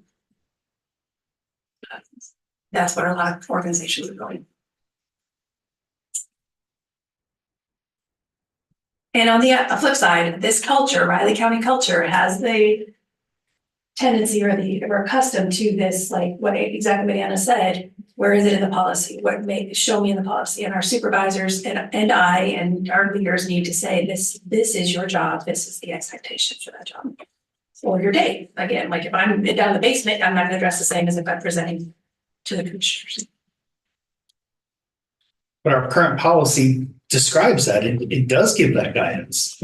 It says it clearly in R2. Each employee is a representative of Riley County government and as such is responsible for providing a professional appearance by being well groomed, being appropriately attired, and functioning in a safe manner in an orderly work environment. That's definable. Let's do that. And then, so we could take all of the rest out and just leave it that way. Yeah. And to me, that gives the department head, because not all of our departments are exactly the same. I mean, in your case, John, everybody's out in the field. They're not in the public scope. They're not in the public view. You as the department head have the flexibility then to decide whether that applies to your department. And in your case, you do have public facing in the facilities and in the field, then you would have that flexibility to use that and cast it to yours as appropriate. Is it perfect? No, I agree. It's not perfect, but that's a natural balance here. We're not here 8 to 5, Monday through Friday, or flexible schedule or whatever. So, I mean, if we need a secondary approach to that, if something is argued and then it needs to come to us, then maybe that's the direction we need to go instead of trying to pick and choose what's allowable and what's not allowable. Yeah. I have full confidence and faith and trust in all my appointed and elected officials. And I have a question for you on the elected side, as a Lincoln versus Nylander. If those are performance-based policies, including discipline, and it becomes that, elected officials have a different guidance just by state statute anyway, correct? Well, they do, but it's not, sometimes Nylander gets read broader than it is, but what it says, what it says, I want to answer your question. I want to answer your question. What it says is that you cannot interfere, even though you're the leaders of the organization, the board, you cannot prevent or hinder an elected official from doing a statutory duty. Right? Something that they are charged with doing, you have to allow. And if you interfere with that, then you're outside Nylander's, what Nylander talks about. I mean, and that kind of helps address when that gets raised. I mean, the policy itself will still have to be followed. I got it's Right. worded weird in there. It says subject to, Right. and the subject to brings up all different types of definitions, but Sure. in terms of if you're using this as then a disciplinary action, and we might agree with that disciplinary action, the elected official may not, or vice versa, then that would apply. Right, well, we'd have those discussions. This organization, I mean, for our organization, I would say that we have a good culture of those conversations. Yes. With elected and appointed officials. Now, it's never gonna be perfect. We're gonna have disagreements. Rich and I have been known to disagree occasionally. Well, Rich and I agree on everything, so I don't know why you're out. But And we also- always manage to have those conversations, but the reason I like, which I think Elizabeth indicated, she was okay with what you just suggested. That beginning, and the reason I do is because it talks about being appropriately tired and functioning in a safe manner within an orderly work environment. The orderly work environment would be something that in the example that you gave, that I would be saying, this is a problem. Here's why it's a problem, whether it's that one or a different issue. Now, if it's, what it could not be, obviously, is that if there's nothing like that. If somebody just says, I grew up with somebody that used to pick on me all the time, and this is how they look. I don't know, well, guess what? Nobody's gonna volunteer that, you would think. But you could get just as subjective a reason as somebody. Or say, for example, I'm just saying, it would have to be a conversation, but it's always gonna be the same kind of conversation we have when somebody asks us, and by the changes that you agreed, as I understand it, accepted. He's proposing, yeah. That have been proposed on discipline and that kind of thing, that there would be that. Oh, to the appeal. Yeah, to the Yes, appeal, yeah. somebody who's Yes, sorry. offended by the decision, is what I was trying to get Yes, at, in a yes. very awkward way. Probably due to my lack of hair, I think that's what happens. I think Can't hear you without your hair. Exactly. I think that's a good safeguard. It is, That's yeah. a good match kind of against this, I think, with that kind of pared down approach, which still gives authority. I mean, it really does, Mhm. but those conversations are still gonna happen anyway. And that's what needs to happen. And that's your proposal, John. I have had a lot of anxiety over this over the last couple of weeks because I am then in the position to figure out how to enforce all of this. And what it comes back to, I'm very happy with enforcing.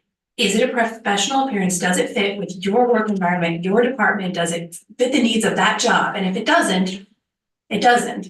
And if it does, it does, but I mean that it is.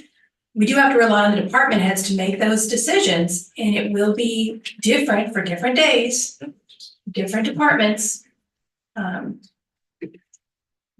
it'll come back to, okay, is it appropriate? Is it safe? Is it functioning? Are they able to do their job? Are they putting it off customers, other employees, whatever the case might be?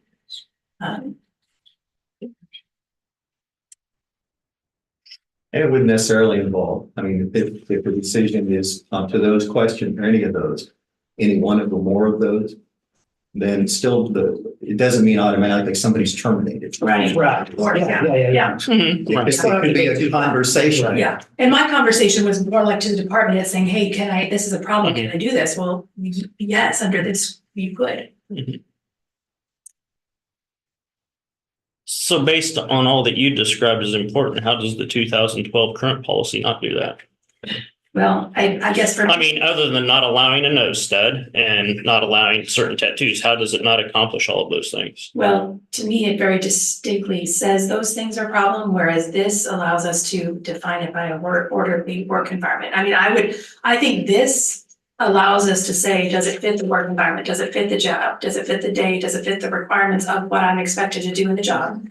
And Rich, you flat out, you may say, okay, so in my department it doesn't allow for you to do your job in the clerk's department with a nose ring and a tattoo. You may say that. You may have people disagree, but you are going to define whether or not that is the way they do their job.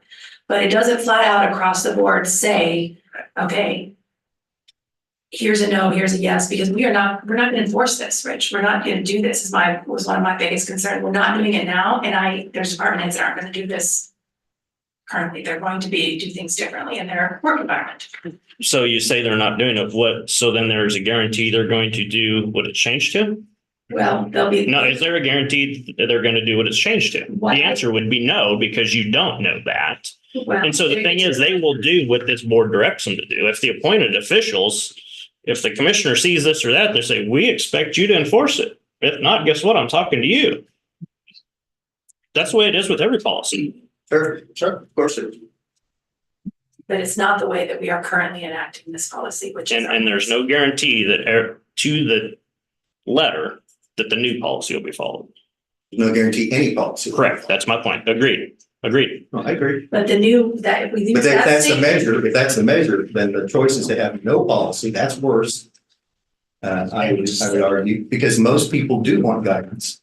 Agreed. Most people do want it. And we can't, I don't know that we're going to craft any of these policies, despite all the work department heads have done on it and gone through them, and we'll do again in the future. To have one that's perfect compliance. That's not going to happen, or perfect enforceability. That ain't going to happen. Well, the other thing of keeping it simple and flexible at this point in time is you can continue to move and adapt Mhm. as you move along too. And it's not going to be perfect even under that, guys, but saying you can do this and not do this, but you can do that and not do that, it's too complicated. It's too murky. You just need to keep it simple. I have faith in each and every one of you, and if you're elected, the community has put that same faith in each and every one of you to be able to make that decision as a leader of the county and the community. And I fully expect that. And for most of you, I've been part of that process along the way, unfortunately, or fortunately, however you want to look at that. So I have that confidence that you'll take that and look at that and go, this fits in my department for this, and this reason, or it doesn't. Or in John's case, I mean, in construction industry, we're all from construction, but we know that a lot of people with tattoos, body piercings, but they're not public face necessarily, and they're going to be just fine to be able to do their duties every day and in the manner in which we expect, or manner in which we develop, hopefully along the way later on in the year. But that will still apply, and that still allows that flexibility. Simple. Yeah, this gets too much in the weeds, all these different definitions, and it's too difficult. I mean, when I'm watching department heads argue over shoes on an email thread, it's become too complicated. You know, I do want Just to point out that issue conversation came from the direction of the commissioner. I understand. Just one point. But it points out that, it was a matter of opinion on this, a Yeah. matter of Oh, opinion so on that much. regardless, and this is what we ended up with, so. So how would you like to proceed, commissioners? So in going through all this,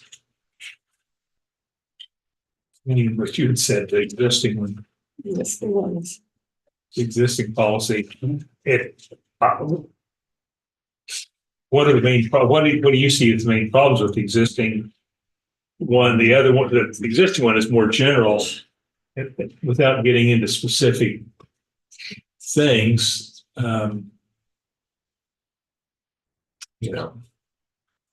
What do you see as the problem with the existing? With the existing one, well, so first of all, I do think that it's overly complicated. It's not really necessarily where we're going with these type of policies as a. Yeah, well, it's shorter than what we're Shorter than proposing. what's proposed. It's not shorter than what we originally proposed, but you are correct. That's where we've gotten to. And the other issue is all of the main parts were these flip-flops. And this part, which is not, it says that it is absolutely not, it's unacceptable. And that is not the case. It's just not the case. We are not doing that. If you would like to do that, you have the purview, but our department heads are not. The one change I would see to me, I say D might be, but if we went to the one that you have from RCPD Yeah. and put that in the D, because that goes into more detail on tattoos. But it's in the D, but this section, this markings and piercings. Into section D of the current. Yeah, I agree. I like that. I like what the. Yeah, I like the wording of that one. So leave the longer current policy together. Replace section D No, It's now. Because if you replace the whole thing, you're leaving everything. I'm not else in. replacing. No, no, I'm just, thinking just, You're just one. adding D to No, that. no, just taking that one out, putting this in. Okay. he's saying keep all of the current 2012 policy except section D, which would be replaced by this smaller. Because tattoos was kind of a general at the time, and now we're trying to get more specific on that one. On the tattoos and piercing. I thought we were eliminating everything but R2. That was my. Oh, no, he's saying keep No. the entire 2012. And you're. Because okay. R2 is basically that first paragraph on the recommended one. It's just Yeah. an extension of the same thing. And I don't think having that flip flops or athletic shoes necessarily needs to be in there. Just strike it. I would. So you're saying, okay, so right here, then in section C, we've got cutoffs, halter, midriff, tanks, spaghetti straps, and then just remove flip flops and athletic shoes. Yeah, because the flip flop says about 3 different definitions. Well, we don't have to define it. I would probably encourage you to leave flip flops in as not allowed. I don't know that you want to have Well, like yeah. thongs, like the old. Here we go. That one time I got in trouble years ago. Well, the But y'all grew up. that's- Gone, no more. I just don't think flip flops is perfect. Agreed. Agreed. So I think if we take it out, we've got a problem, because that whole section C is about things you cannot wear. Okay. So those are, if we take it out, that really is opening it up to flip flops, and I don't think that's really your intention. Maybe it is, but maybe I've misunderstood. Well, That has been a huge issue multiple times over our tenure here. Yeah. The flip flops, as Clancy could attest. Yes.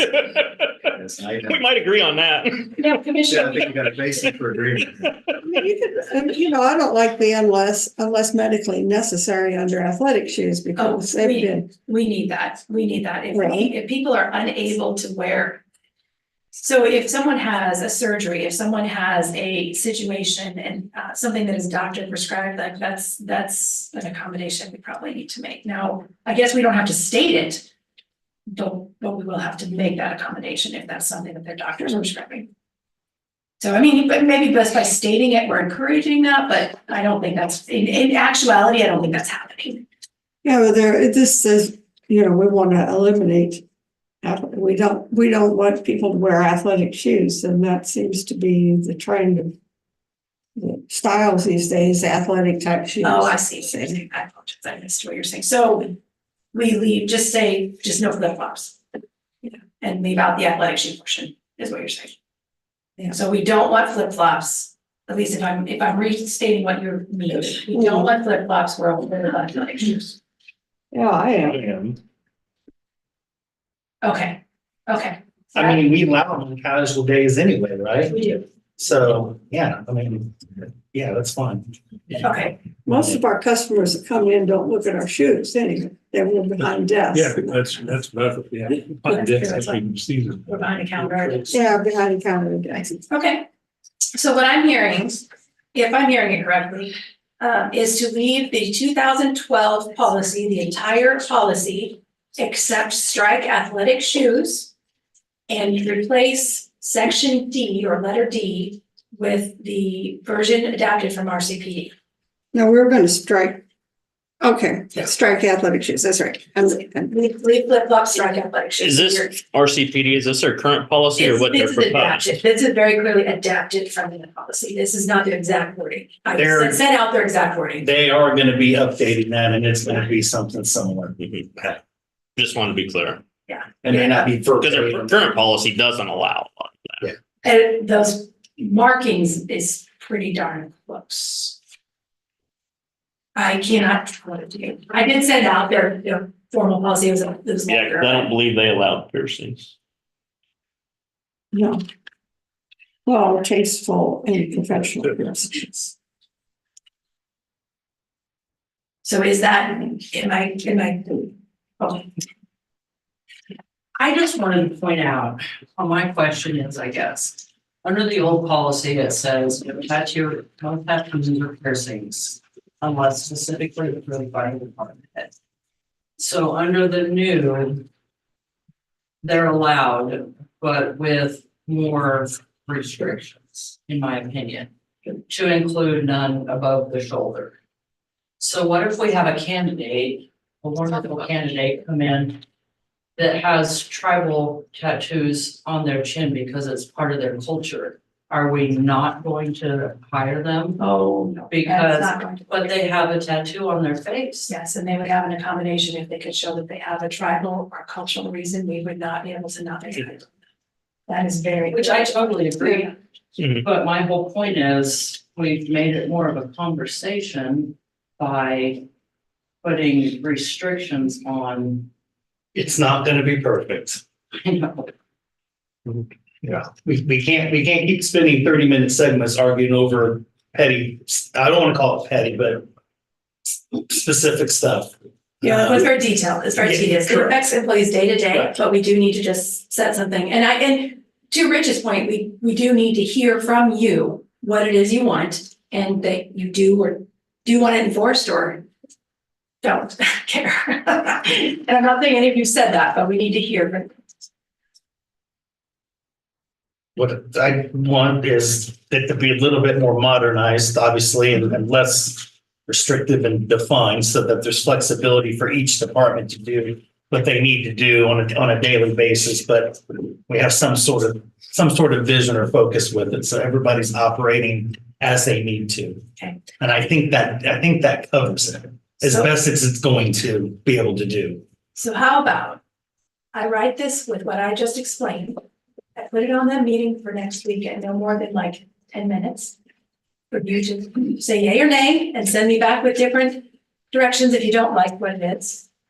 And we see if it's passed. Actually gonna ask that you, before scheduling that time, that you send it through I will to love each to one send of it. us and make sure that we're all on board with it. Yeah. So I could do. we can basically just come in Yes. and rubber stamp it and be done. Okay, good. Because we've spent way too much time on this. Yeah, So- yeah. And so then if you have, obviously, if you have different. And we'll respond individually. Yes. Yes, that's our just I reply all. We do that already, so You that's are nice. No, but it's for the benefit of the public. Anybody watching needs to understand, that's what we're talking about. Well, you can reach out to us via phone. I will reach out to each of you individually and Yes. make sure that we are all on the same page for what I just Or at described. least two of us. Anyway. Yeah. Let's please make it through. Yeah. I would prefer- I mean, I would love to send this, but. I'd be unanimous. Okay, I will do that and I will see if we get to a place where Okay. you all can be comfortable. You're going to put in the alternate dress code policy from the RCPD. I am. I'm going to replace section letter D with the alternate version, number 2, and I'm going to strike athletic shoes. And I think those are the only changes I'm going to make to the current 2012 policy. And if I hear differently, I will do differently. So one last time for the department heads are here. Are we okay with that? Okay. Everybody's shaking. Oh, man, their this is head. already announced that. Oh. I'm sorry. I'm gonna throw a huge wrench in this and I apologize. But I have a candidate that I'm about to offer a job to who has a nose ring. And this one that we're putting in there only says no stud, so I need to know, A, if I can still offer her the job. Or B, if I need to tell her you can have the job. That's not accurate. Piercings, Am I looking at that wrong? That's not accurate. Piercings are to be tasteful and professional, a single discreet stud style, you're It's right. a stud, yeah. It does just say stud style. Yeah. A single. Single discreet nose piercing. Yeah, That one, And you have the flexibility to say yes on that or no on that. So you Well, can it's- answer your own. Huh? that one sentence is written for your own benefit. So I well, don't know why it needs to be in there. it doesn't have to be if you don't want it It's to. a It's not, piercing. it's actually taken from the health department, so not for me. I know I can see why it would appear that way, but Because I don't know why it says piercings be tasteful and professional. just leave that. Just strike out the. Just leave that. Yeah. Another you question. got another one. And earrings or leave that, take that out too, the second. No, the earrings, I mean, because it gives a little description too, not an excess. All That's this way. Okay, can you? Just as we come back to, and I recognize that you've spent more time in this discussion than I've been here. But it seems like we come back to that first paragraph again, that professional and decided by the department head. And then we go back to, well, we need all these other things, and no, we need it simpler, so I just. Somewhat as an employee, I'm not a supervisor or a department head, so I appreciate letting you talk, but. I am still in favor as an employee of this organization of just that that first statement and then not all of the I think details. So it's that's what it's to department Little bit. heads. Yeah, little bit. Little bit of direction. A little bit of guardrails. Direction. I don't know why they don't like other nose piercings. I'm cutting this off in a minute. So that was basically a yes or no answer. I'm just gonna say, there's a lot of guidelines, but there's also the symptoms that it's up to department head discretion. Yes, So Why do the you guys can basically answer. Why do the them guidelines? within reason. If there's a problem with that, now would be the time to say that part of it. And I don't know where that conversation is gonna go, but if you are okay with all this and comfortable with all this, you can do it. If there's parts of it you're not, or all of it you're not, you don't have to. You guys run the show during the day here, Monday through Friday. That's my expectation back. I'm not gonna micromanage this from sitting in this seat. I'm just not gonna do it. Yeah, I'm not gonna go office to office saying, Yeah. you need to fix that. Yeah. No, we're not good. I'm not good. I understand that you need some basis in which to work from, but Do you This is expect getting someone to do that? I mean, do you expect that to be happening, that this is being enforced, or do you leave that also up to the discretion of the department head? well, you have an HR department, don't we? What was your question again? Well, Specifically, I mean, I think the commission expects all policies to be Yeah. enforced. That's what I'm not sure that last statement was clear about that. If you are saying it's up to them completely whether they follow this, or you expect the policy once, yeah, like They that should should be follow. clear. They should follow it, according to, what we write, the vision. If not, then once again, what happened? Well, I agree, but I don't know that I heard that, or maybe I misunderstood. So, I mean, I agree that you shouldn't be going to office to office and telling people what to do, but if the expectation is for you to have the department heads, the leaders, follow the policy once you adopt it. Okay, that's, thank you. Okay.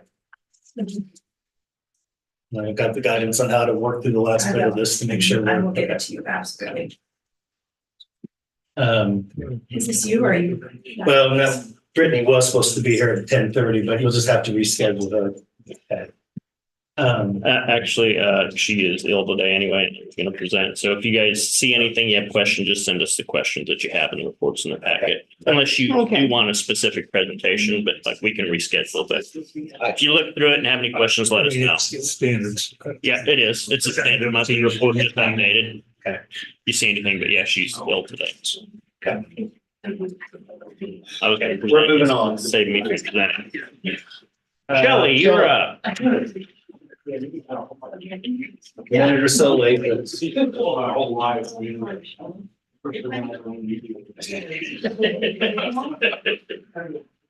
Okay.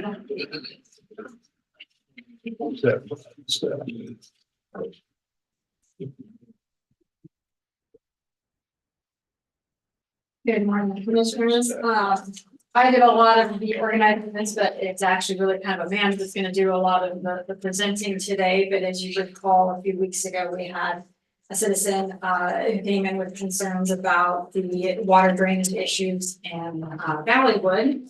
And so we took the time, planning development, public works, and the county council's office to kind of go through the history of Valleywood and how we've gotten to where we are today. And so we're just kind of walk you through that a little bit. And so this is really just kind of a, an informational report on what, how we've got to where we are today in Valleywood. And I'm gonna let Amanda take you through that. And it's not being presented for decision. There's no decisions, there's no resolutions, there's no motions. This is just an informative, this is, because, we've had some discussions on that. We've had some folks come in with concerns, and we thought we'd go through the history and bring you up to speed on what, what we were able to find. And we have a lot of good information. There may be some questions that you're gonna have that we may not be able to answer. This goes back decades. But we're happy to do the very best that we can. And you've got Amanda and I are here to help out, answer questions. John and Public Works are here as well. If anything comes up from their realm, and like I said, well, if we have the information, we're gonna give it to you. And if we don't, we'll tell you what we do know, what we don't know, and what we might find and what we might not be able to find. You wanna kind of just walk them through the discussion? Yeah, absolutely. So kind of what I have here before the timeline in the car is just again, some conversation from planning and development perspective. I know there's been questions about the issuance of the building permits that kind of triggered some of this conversation. 2023, we issued 5 building permits on Hill Valley Drive, and I have the addresses listed there. There's 4 on one side of the street, 1 on the opposite side of the street. We issued them as per our regulations, and we'll talk about that in a second. As Shelley mentioned, kind of as lot preparation and construction got underway on those lots, just some questions and concerns were brought up, and that's why we're having our conversation. So just a general building permit procedure. A building permit issuance is our last step, if you will. Building permits won't get issued unless everything else is addressed, essentially. So that's your sewer and water. You need to make sure that you have adequate means of sewer and water, whether that be public or private, and we go through that process. And again, I'll talk about that in a second. We also look at floodplain. We'll look at, do you need any land use approvals? Do you need a variance? Do you need a special, whatever it might be? All of those things would need to be reviewed, approved, remedied, all of those things before we would issue a building permit. A building permit is the last step. So for Valleywood, there's the public water source that's kind of run through the city of Manhattan. So they do their out of city limits agreement. I'm not sure that's the official term, but we check with risk reduction when we were issuing these building permits and just making sure that they had access to water. They were working on those agreements at the time, and that's of course been remedied before we would issue our building permit. Let's see, all of that gets processed through risk reduction through the city. Those permits for that portion and fees are all done through the city. And then they of course let us know that that's good to go. So we know, okay, check, they have water. So that's how it worked for Valleywood. Again, the same thing would be if they needed a private well. We would go through the private well process, make sure that that's done before we would do the building permit. For Valleywood, there is sewer infrastructure there. It's through a county benefit district. There is existing infrastructure there in the entire neighborhood, the entire subdivision. It's been there for a while, as you'll see through the timeline that we've included.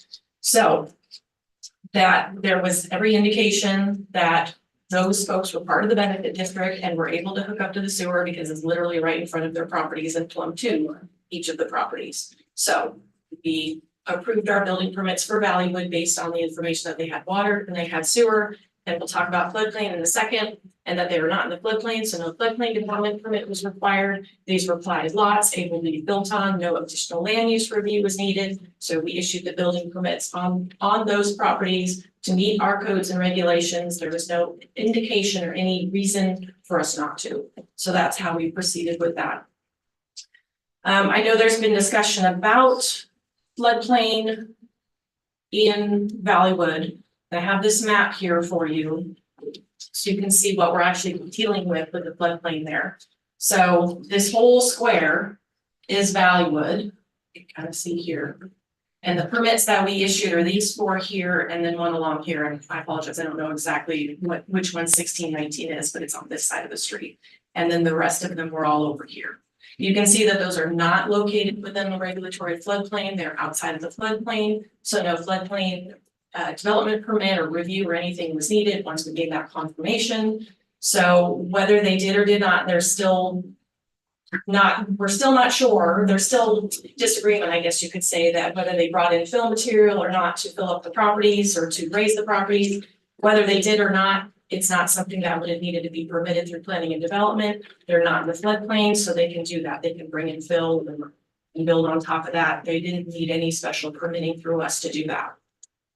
Just a note, you'll see the blue hash marks there. So part of Valleywood is in the 0.2% chance floodplain. So while that's still considered floodplain, it's not the floodplain that I don't want to say regulate. We don't have to do floodplain development permits there. So we do floodplain development permitting and review in the 1% annual chance and the 1% future conditions. We look at those both the same. So the 0.2% is not one that we would require any kind of floodplain development permitting in, or any kind of restrictions or anything like that.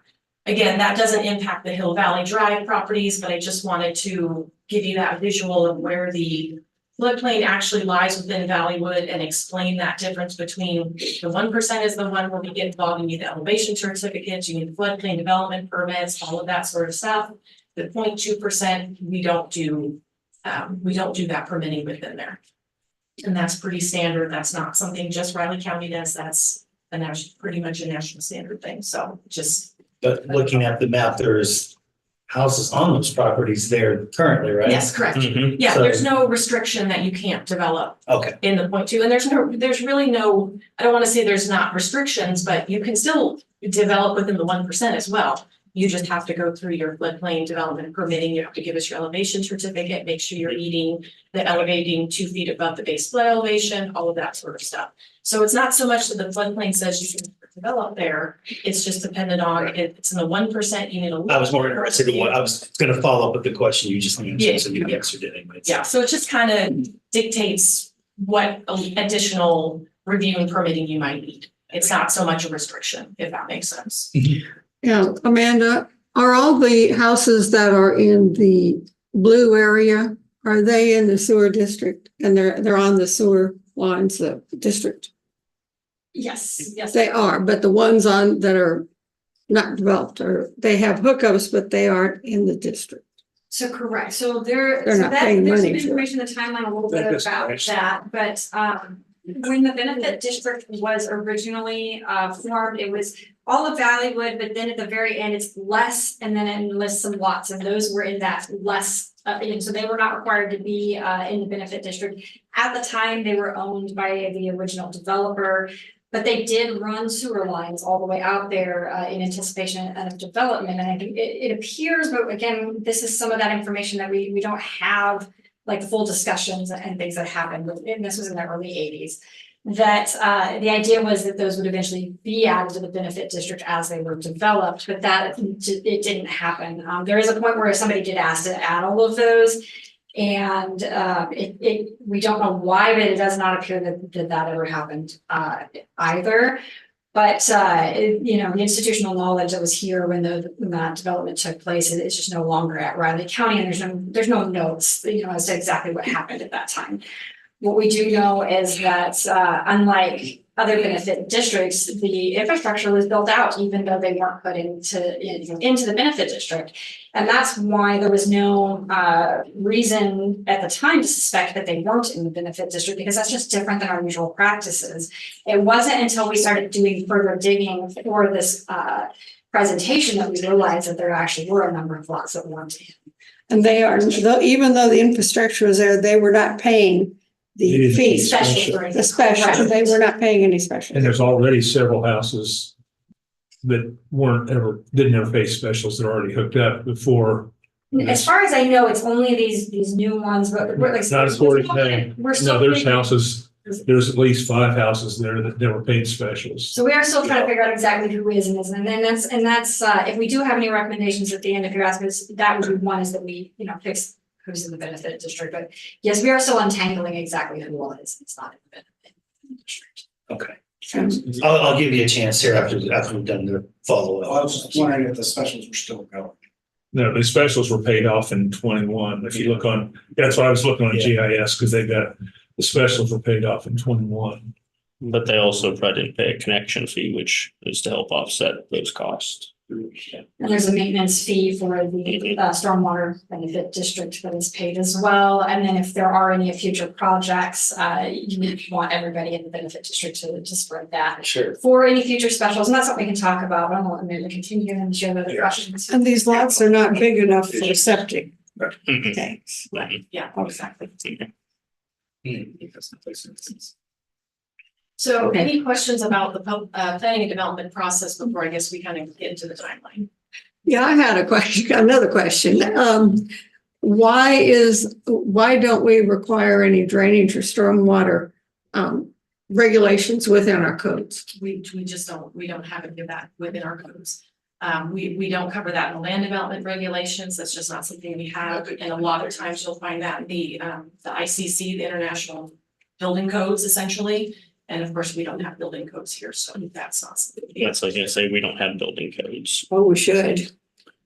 You know. That's a whole different idea. That's a whole Yeah, if you want to planning Assign department that to about 12 Clancy. people, yeah. Yes. Yeah. Before he leaves, has to be done. You have your land use Why not? regulation. But you have your land use regulations under your zoning authority, but Riley County has never adopted any building codes. And like she said, generally things such as like the landscaping to move water and stuff, you will find some of that in the international building codes that we don't have in Riley County. And I think we're limited statutorily even with that and what you can and can't do from the state anyway. You can get pretty specific on it, but it calls for more staffing needs. A lot. Right, I mean, it's definitely stuff we can put in our LBR, land development regulations, we don't actually have to have the building codes, but yes, if we're gonna add those sorts of things that need to be verified and reviewed and. I know the city went back and did drainage and stormwater regulations. At The least city that. has robust building codes and stuff as well as there's some. Go ahead, Rich. So, yes, the main trunk line was ran in front of those lots that are currently getting developed, and obviously some others potentially that got hooked up. But, I mean, part of our process really is, or should be, not to just see that a trunk line's there, but before we issue a permit that they actually are part of the benefit district. Yeah. And so we didn't do that, obviously. I mean, just, you can't say a place is service just because a trunk line's running in front of it, because we have all kinds of examples of those at University Park. And so part of the process for the county should be to affirm that they're in the benefit district before you allow someone to build. And I do believe Because that has been added to the process. Huh? And I do believe that that has since been added to. The Yeah, but process. that's something that wasn't done. But it will be going forward. So we we acknowledge that was something that needed to be added in the stuff to verify, not just based on our customs and practices, but to allow for benefit districts and verify. So to answer your question, legally, they didn't have a sewer service. There was a line that ran in front of them. And they do now, but they're not paying for it. Correct. And so which is not. It fell on all the other owners and it's not falling on these, which is not equitable. They should be paying for the sewer service. What they may not be paying is if there's any, some of the stuff in the special or in the districts for maintenance and stuff, I'm not sure if that's included in their sewer bills or not. Well, generally, there's a hefty connection fee, to help, is how we have done other benefit And there districts. they break down the formula a little bit smaller for everybody if. Yeah. It is always Yeah, much if you're cheaper as a still- developer to do it later rather than when the district is formed, for sure. But yes, I do want to be clear that they are paying for their sewer services that they're getting. They're not getting sewer, at no cost. That's not happening. Okay. All right, good. All right, are we ready to jump into the timeline? All right, so as you see, it's kind of a lengthy timeline and we have, kind of whittled it down to the more, I mean, there's a lot to this, obviously. So if we just want to go through it line by line, how would you folks like to? I proceed? I kind of went through it already, so I don't know, we have to get detailed, but Yeah, if we don't. hit the major points on it that's gotten us to where we're at. Yeah, I have a question just on a couple of timing things, because it says that originally this water and sewer was rejected 78. Some of these houses show they were built in 79, but it said the benefit district didn't start until 91, and then the water wasn't approved till 2000. Where were they getting water and sewer up before that? So, again, and this is where some of the records are going to be a little spotty. So I'm going to answer that to the best of my ability with what information we do have. And there's some questions that we may never be able to answer. Yeah. So we do know that the original developer did indeed request to form a district. It was denied for fiscal reasons. It appears that they didn't believe that the developers request was fiscally responsible, however it was designed. And so what ended up happening was the developer put in sewer and water lines himself. They were privately owned. He actually contracted directly with the city of Manhattan to hook his private sewer lines into the city's sewer. So they've actually had cities access to the city's sewer pretty much since the very beginning of the development. That contract did show that all of the lots would be allowed to be part of the city's sewer connections. And that was before the replat that took place a few years later. There was never any update to that agreement after that. But that's how they originally got onto the sewer, was the developer built out the sewer lines out there himself and connected them. And then they've had city water pretty much since the very beginning as well. And that's a direct, they have now at this point, I may be wrong. The original water was bought from the trailer. Oh, that's right, the trailer park. River Chase. No, Colonial. So when that water was bad is when they got hooked up to this. And today that all goes directly to the city, the water side of things. But yeah, so that's how the sewer originally came to be and then those eventually the benefit district took ownership of the private sewer lines that he had built. And so but that's how that came to be. So I don't know if that answered your question. Yeah, I mean, well, but then what was then in 91, what was that benefit district for? Was that for sewer? Was that for? I believe that's when they did the sewer and because the sewer was already installed. So they had sewer. So what happened at some point in the early 90s, and this is one of those things that I don't have a bunch of information to be able to answer questions, but I have some, is the homeowners in Valleywood sued the original developer for some form of fraud. There was a jury trial and they were awarded damages. So the jury did agree that there was some form of what it was, I don't know, and I don't know how much the damages were. Just to answer those two questions that may come up, I don't know. As part of paying the damages, they were awarded, or the developer agreed to basically turn over that sewer system to them, and that's when the benefit district gets formed, is to take ownership of those sewer lines. I also know that when they appraised the sewer, it was worth about $100,000 more than whatever they were given in damages, and so they were assessed that $100,000 to pay back to the developer of the price of. Sometimes you don't want to win. And so that was, and like I said, I don't know the details of that. I don't know exactly when the case was. I don't know who exactly all was involved and what the exact words were, but that is how it came to be owned by the residents. But then rather than it going directly to the residents, that's when the benefit district was formed, was to take over those sewer lines. So it's not the cleanest. Yeah, it's been a circuitous route to get to where we are today. I'm impressed you've come up with this amount of detail. Yeah, I mean, you found a lot of stuff here, but I will say that all three departments worked really hard to try to, we went through all of our files and worked really hard to get as much information as we can on this. Just because, like I said, a lot of the institutional knowledge is just not here anymore, and so we had to learn it, like I said, and we've got what we can. There are definitely going to be questions that are just we'll never be able to answer, but we're going to do our very best. Did you have any other? Like I say, then the sewers were already in place. He just put them in, which a lot of places do that. We don't here, but a lot of towns do that. But the developed place is part of the lot. They were put in, but then benefit district was to cover, what was it for then?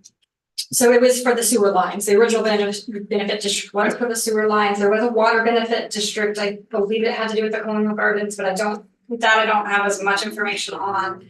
And then there was a stormwater benefit district as well. The stormwater drainage benefit district and the sewer benefit district were eventually merged into one sewer and stormwater drainage benefit district, which is what we have today out there. But yes, it was originally, that original benefit district was to take ownership of those sewer lines, those private sewer lines, and make them the community's sewer lines.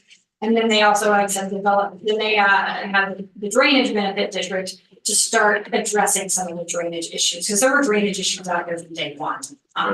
It's very clear, and there have been a number of things that have been done to mitigate that. I don't know that they're ever going to be able to completely solve the drainage issue out there, but there are steps that have been taken to lessen the drainage issues out there. And so, but yes, the original district was for the sewer lines, and then eventually that got expanded to have a drainage, stormwater drainage as well.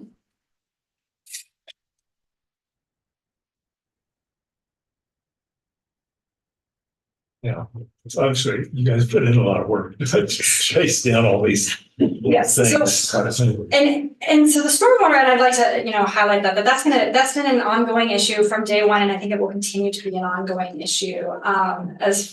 So there's a ditch out there that's used to help move water. At some point, they had put in basically kind of these divots or culverts that helped move water around the community. A lot of those got filled in as people redid their driveways because they didn't like driving on them. There were in some yards, some areas that were away from the house that were lower.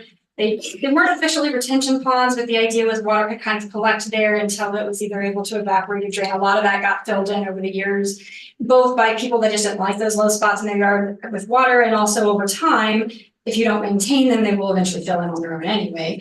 And so in 2011, and I think that's something we should, towards the end is when there was a push to try to do some more to deal with that. There was a public hearing, and ultimately there was no project. And for those reasons, the residents did not want to pay for a project. And there was concerns that even if they did pay for a project, the neighbors wouldn't maintain it, which is historically what has happened, right, with those filling in. And so no project was ever actually authorized at that time. Additionally, there are restrictive covenants that exist for Valleywood.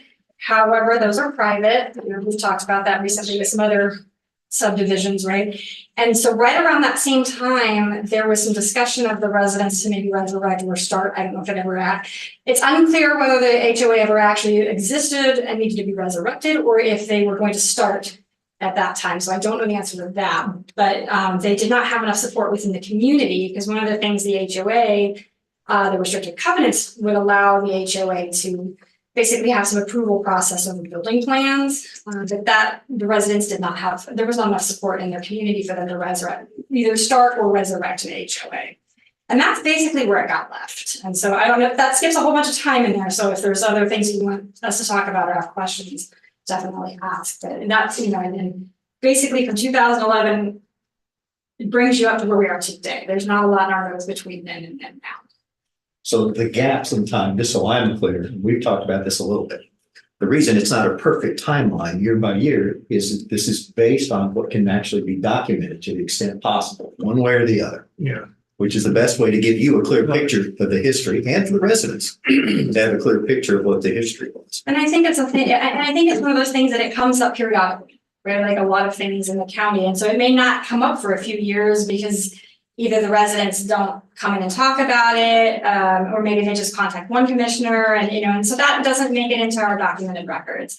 This is based on, and Rich's office, I'm sorry, I left you out. His office also went through minutes and stuff to try to help us find them together this time on, see if there was anything in our offices missed. I apologize, Rich, that his staff also. So there was a lot of staff effort that went into putting this together, but yes, there are definitely gaps in the timeline. Because really what they were looking for was something that answered some of the questions that seemed natural. And it's just not there, which is not unusual, is really not unusual for there not to be something formal if there wasn't formal action for whatever reason. And ultimately, the big question was, how did they get permitted? Well, they got permitted because they have, from the planning and development side, they had access to, sewer and water. So there was no reasonable reason for planning and development to deny those permits. And, when we looked at the sewer stuff, at the time, there was no reason to believe that they weren't in the district. Obviously, we're changing our procedures a little bit to make sure that in the future that that get verified. But that's how it came to be. I don't think any one person made any huge mistake. It just based on our stuff, that's it. The permits were reasonably issued. And we don't have anything to point to in our land use regulations as to why they shouldn't have issued those permits.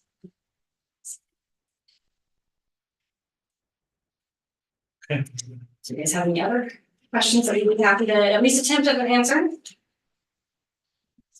At least the way we're at currently, but it still doesn't solve the challenges there. That's a separate discussion. Drainage issue, you'd be looking at a very comprehensive storm sewer system, and even that, I don't know how, with pumps and moving water, and the water table there is very high. I don't know, and Edwin or John would have to speak a little bit more to that than I do. But I don't know how feasible even some of that would be. So I said, there are measures that could be taken to potentially help lessen the use problem, but I don't know that we have any one project that's going to solve the drainage situation out there. But the reality is you've got a platted subdivision with buildable lots, and as long as they meet the county land use regulations, we're gonna be issued, building permits will be issued.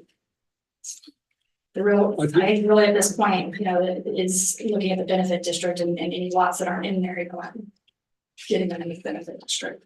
I did one other question. It said in 07, approved replacing electrical control for the storm sewer pumps. There's storm sewer pumps somewhere. So I don't know where they come from or if they were originally sanitary sewer, but there's a lift station out there. Yeah. That collects water along the east side of the subdivision. As the water was somewhat supposed to drain that way, there were some inlets that went into this lift station, and the lift station then in turn pumped it out into the ditch that leads to Marlatt ditch. And then there's one other that was put in around the corner of Hill Valley Dale Drive, a smaller one. And those were just two relief spot areas. But are they, collection of are water. they still working? Yes. Oh, okay. We're regularly maintained. They're one of a few lift stations we have on a dialer that calls TCA to come out when we have issues with. 171. Okay.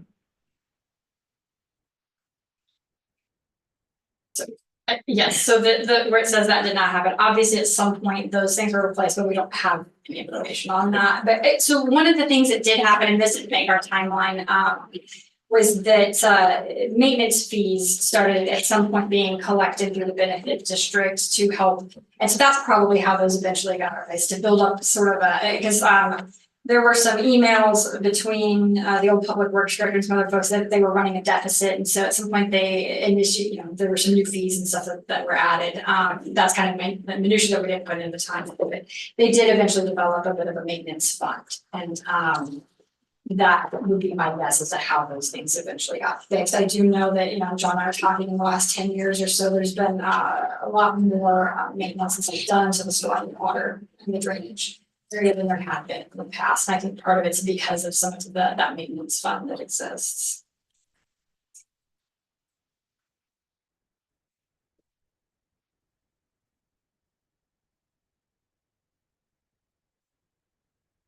I hope you found this helpful. I don't, like I said, I don't think it solves any problems today, but it does kind of how we got to where we are. See how we got there. And if you have any additional questions, we're happy to answer them, or if you think of anything, just shoot me an email, or Amanda or John, and then we'll do everything we can to try to answer the questions. If we have the information, we're happy to get it to you. If we don't have the information, I'm happy to tell you that was just one of the things we couldn't find. And John, could you answer, is there any way to somehow fix the problems or come up with a plan to fix the problems that they're having now? There's been two plans. Two plans, To okay. do such. I don't think we're ever gonna fix the problem. John, Okay. you may want to cut us. You come and join us. We're happy to have it.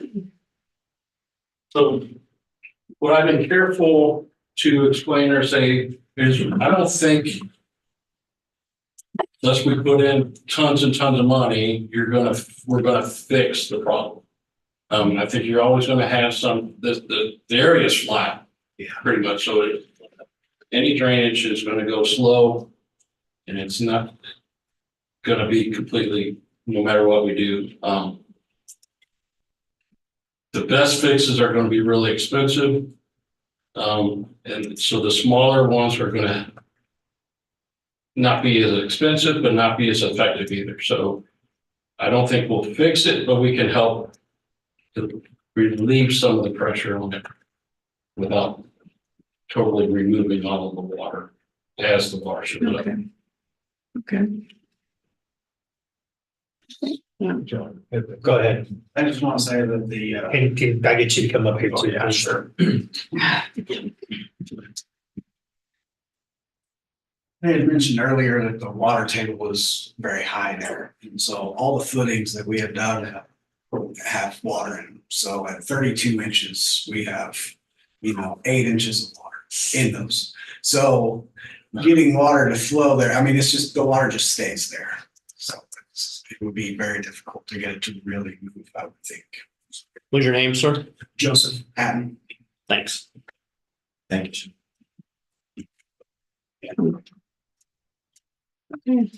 I gotta remember when the water runs down, it runs two separate rivers there, so it's just all water. Yeah. It's just all water there. Well, Any other questions or anything else we can try to, because I don't know that if there's any more information, I don't know that it's out there, but we've looked through everything we've got. No, I think it's more of a direction of what we can do and I don't know. But under your current land use regulations, as long as they meet them, they're gonna get, the building permits and if we were going to make a recommendation, it would be to work with the developer to get all these undeveloped lots as well as the newly developed lots into the benefit district. So at least if there is a project in the future that they would share in the cost of the project and be part of that benefit district. But again, that's not, nothing that we're proposing is going to solve the problem. And essentially what you had, like from your concerns resident, was his water was somewhat flowing into another buildable lot, but now that that lot is built, that, his water can no longer flow onto somebody else's lot, and so it's causing some more issues for that. I understand that, but his plan was to use another buildable lot for his water to go to. That's just, that's not contemplated in land use regulations, and so this has always been contemplated to be a fully built out subdivision. Okay. Thank you.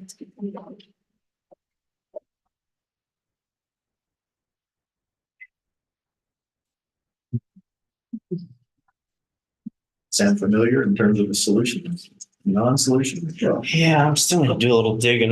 It's been discussed so many times and we all looked. I can't believe we didn't Can you find use a any. different term? what? You keep saying, keep digging. Can we use a different term? Well, we do, and Yeah, because that's what's gonna happen. You're just digging into water. I can't believe that somewhere in the minutes or somewhere, there isn't discussion about, because there's a reason why the proposed lots and whatever were denied to be included in the benefit district. And it's, Yeah. I know it's because previous public works directors and commissioners said, it's a flooding issue out there. Why do we want to exacerbate the problem? Or why do we want to have more residents coming to us with problems? We can't find that discussion anywhere, but I know those discussions were had with staff and commissioners. I know the discussions have been had. They've been said by other people, but nothing documented to let it happen or not let it happen. And they never officially petitioned, so I don't know what to, and so that's probably why there's no minutes of discussions, because there's an email that asking, but there was never an official petition. And so I think that's why we didn't find any discussion, there was no public hearing. But if you talk to Dan Harden and Leon Hobson, then it said, oh yeah, we'd absolutely told them not to add houses there because of the water issues. Well, what can we do? Can we, I mean, it's hard to, we can't do it. We can't stop it at this point. No, it's just Today, it's not being presented for a decision. I know, Right, so- but I'm, mulling this over. I What can we understand. do? I just want to make it Yeah. clear. That's all. because now more than likely 4 or however many new houses are being built. That's potentially how many more people you'll be talking to. We have 10. 10. Yeah, the entire lots that she showed there, now 5 have already been developed, they've been done for 6 to 8 months, and with already have tenants in them, and then the 5 new ones that we just got permits on, which are right now are framed and being roughed in, so. But we took, I can show you a $50,000 invoice of how much dirt and stuff we took out of there. I've seen plenty of. Yeah, we didn't bring anything. Yeah. The only thing we really bring in is topsoil or topsoil. Yeah. But that's it. We didn't bring anything to fill. It was already built up quite a bit. I've done that several times out there that I can recall. Yeah. Even in the last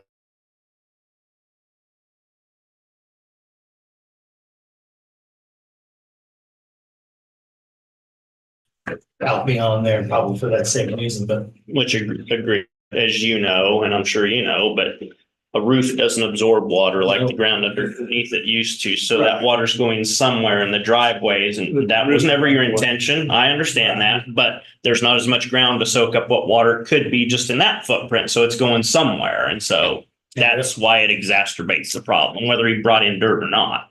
Right, no, yeah, I understand. We're trying to do what we can to mitigate it also. We're going to, because the issue has been brought up, we have decided we're gonna dig the gutters in to flow to the front, to the street, away from the other houses behind it. We're trying to do what we can to also.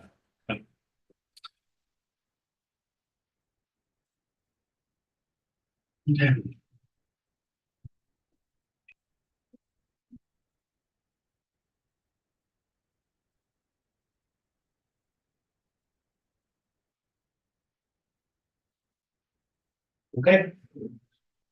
Know what else to say on the subject?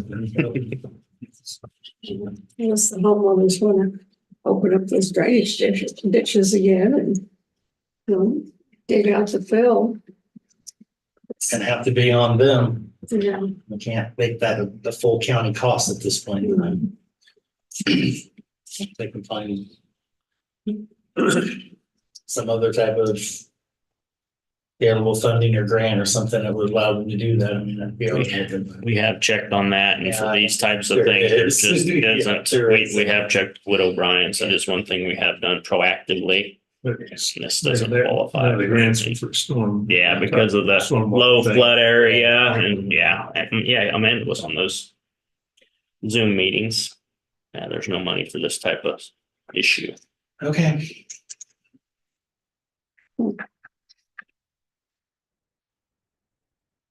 That's all I've done.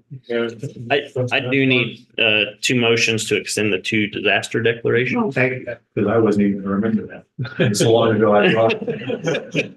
You're still back on personnel policies, huh? No, I put those out of my mind. Apparently those two. Which, Both of them. The first one, I don't know if they're supposed to be in any specific order. Resolution extending declaration of local disaster emergency, Riley County, Kansas. One's for the cybersecurity incident. Oh, one's for the Riley County Emergency Radio Communication System, and the other one's for the wildfire in Riley and Potawatomi counties. okay, so let's see. And they currently are in place, and this extends them It just to extends them. a week from next Tuesday. Because you're not meeting on that following Thursday. Do we have to say what they're specifically for? Yeah. Just say what he said, and we'll get it right. These all say resolution extending declaration of Raleigh County. Did you get it? Okay. I got it. You just say You one got for the motions, the Do we need the 2 separate resolution. Yeah, motions? you should. Okay. One resolution extending a local disaster emergency declaration for a cybersecurity incident. Make that That's motion. one. I'll make that motion. I would second that. Okay. It's been moved and seconded to extend a local declaration of emergency for cybersecurity incident. When you put the date, No. Okay. As stated in the resolution. as stated in the resolution. All in favor? Okay. Let me just say, Okay. very well said. That's that. The second is a resolution extending a local disaster emergency declaration for, I'm not going to try and say the name, the wildfire in Riley and Potawatomi County. I'll make that motion. And I'll second it. So moved and seconded to extend the local declaration of emergency for the wildfire in Potawatomi and Riley County. All in favor? Aye. Thank you. You're comfortable, just get the wording on how you want those exactly. Sure. That's in the, Absolutely. that way we got them right for you. Yeah. I remember exactly what they said. Well, Took me a yeah, while. It was farther down than I thought. Yeah, They it were is full. further down. I expected it to be up top. That's why I looked Is for that it. what you're saying? Yeah. I guess I would say. It does. It actually has. the date. cybersecurity. Now I know how to write them. It ends the date following. Right. Your meeting. At midnight, so that's why it's the Tuesday. Yep. This one is that the mutual wildfires are gonna be interesting to see indicated, the after action. Yeah, oh, yeah. Yeah. Because the number of, different jurisdictions that responded, where they went, and what they did. It goes over a certain amount if that's just under 5,000 or something, changes the entire dynamic of it, which if it's 8,200, it certainly qualifies. It'll be interesting.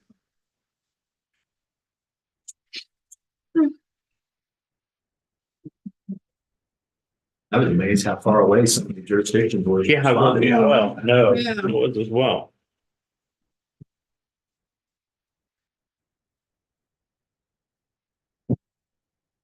That's a good thing.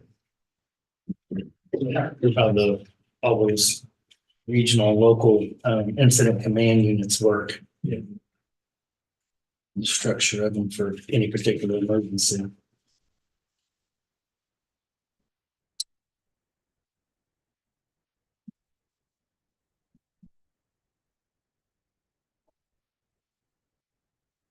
Okay.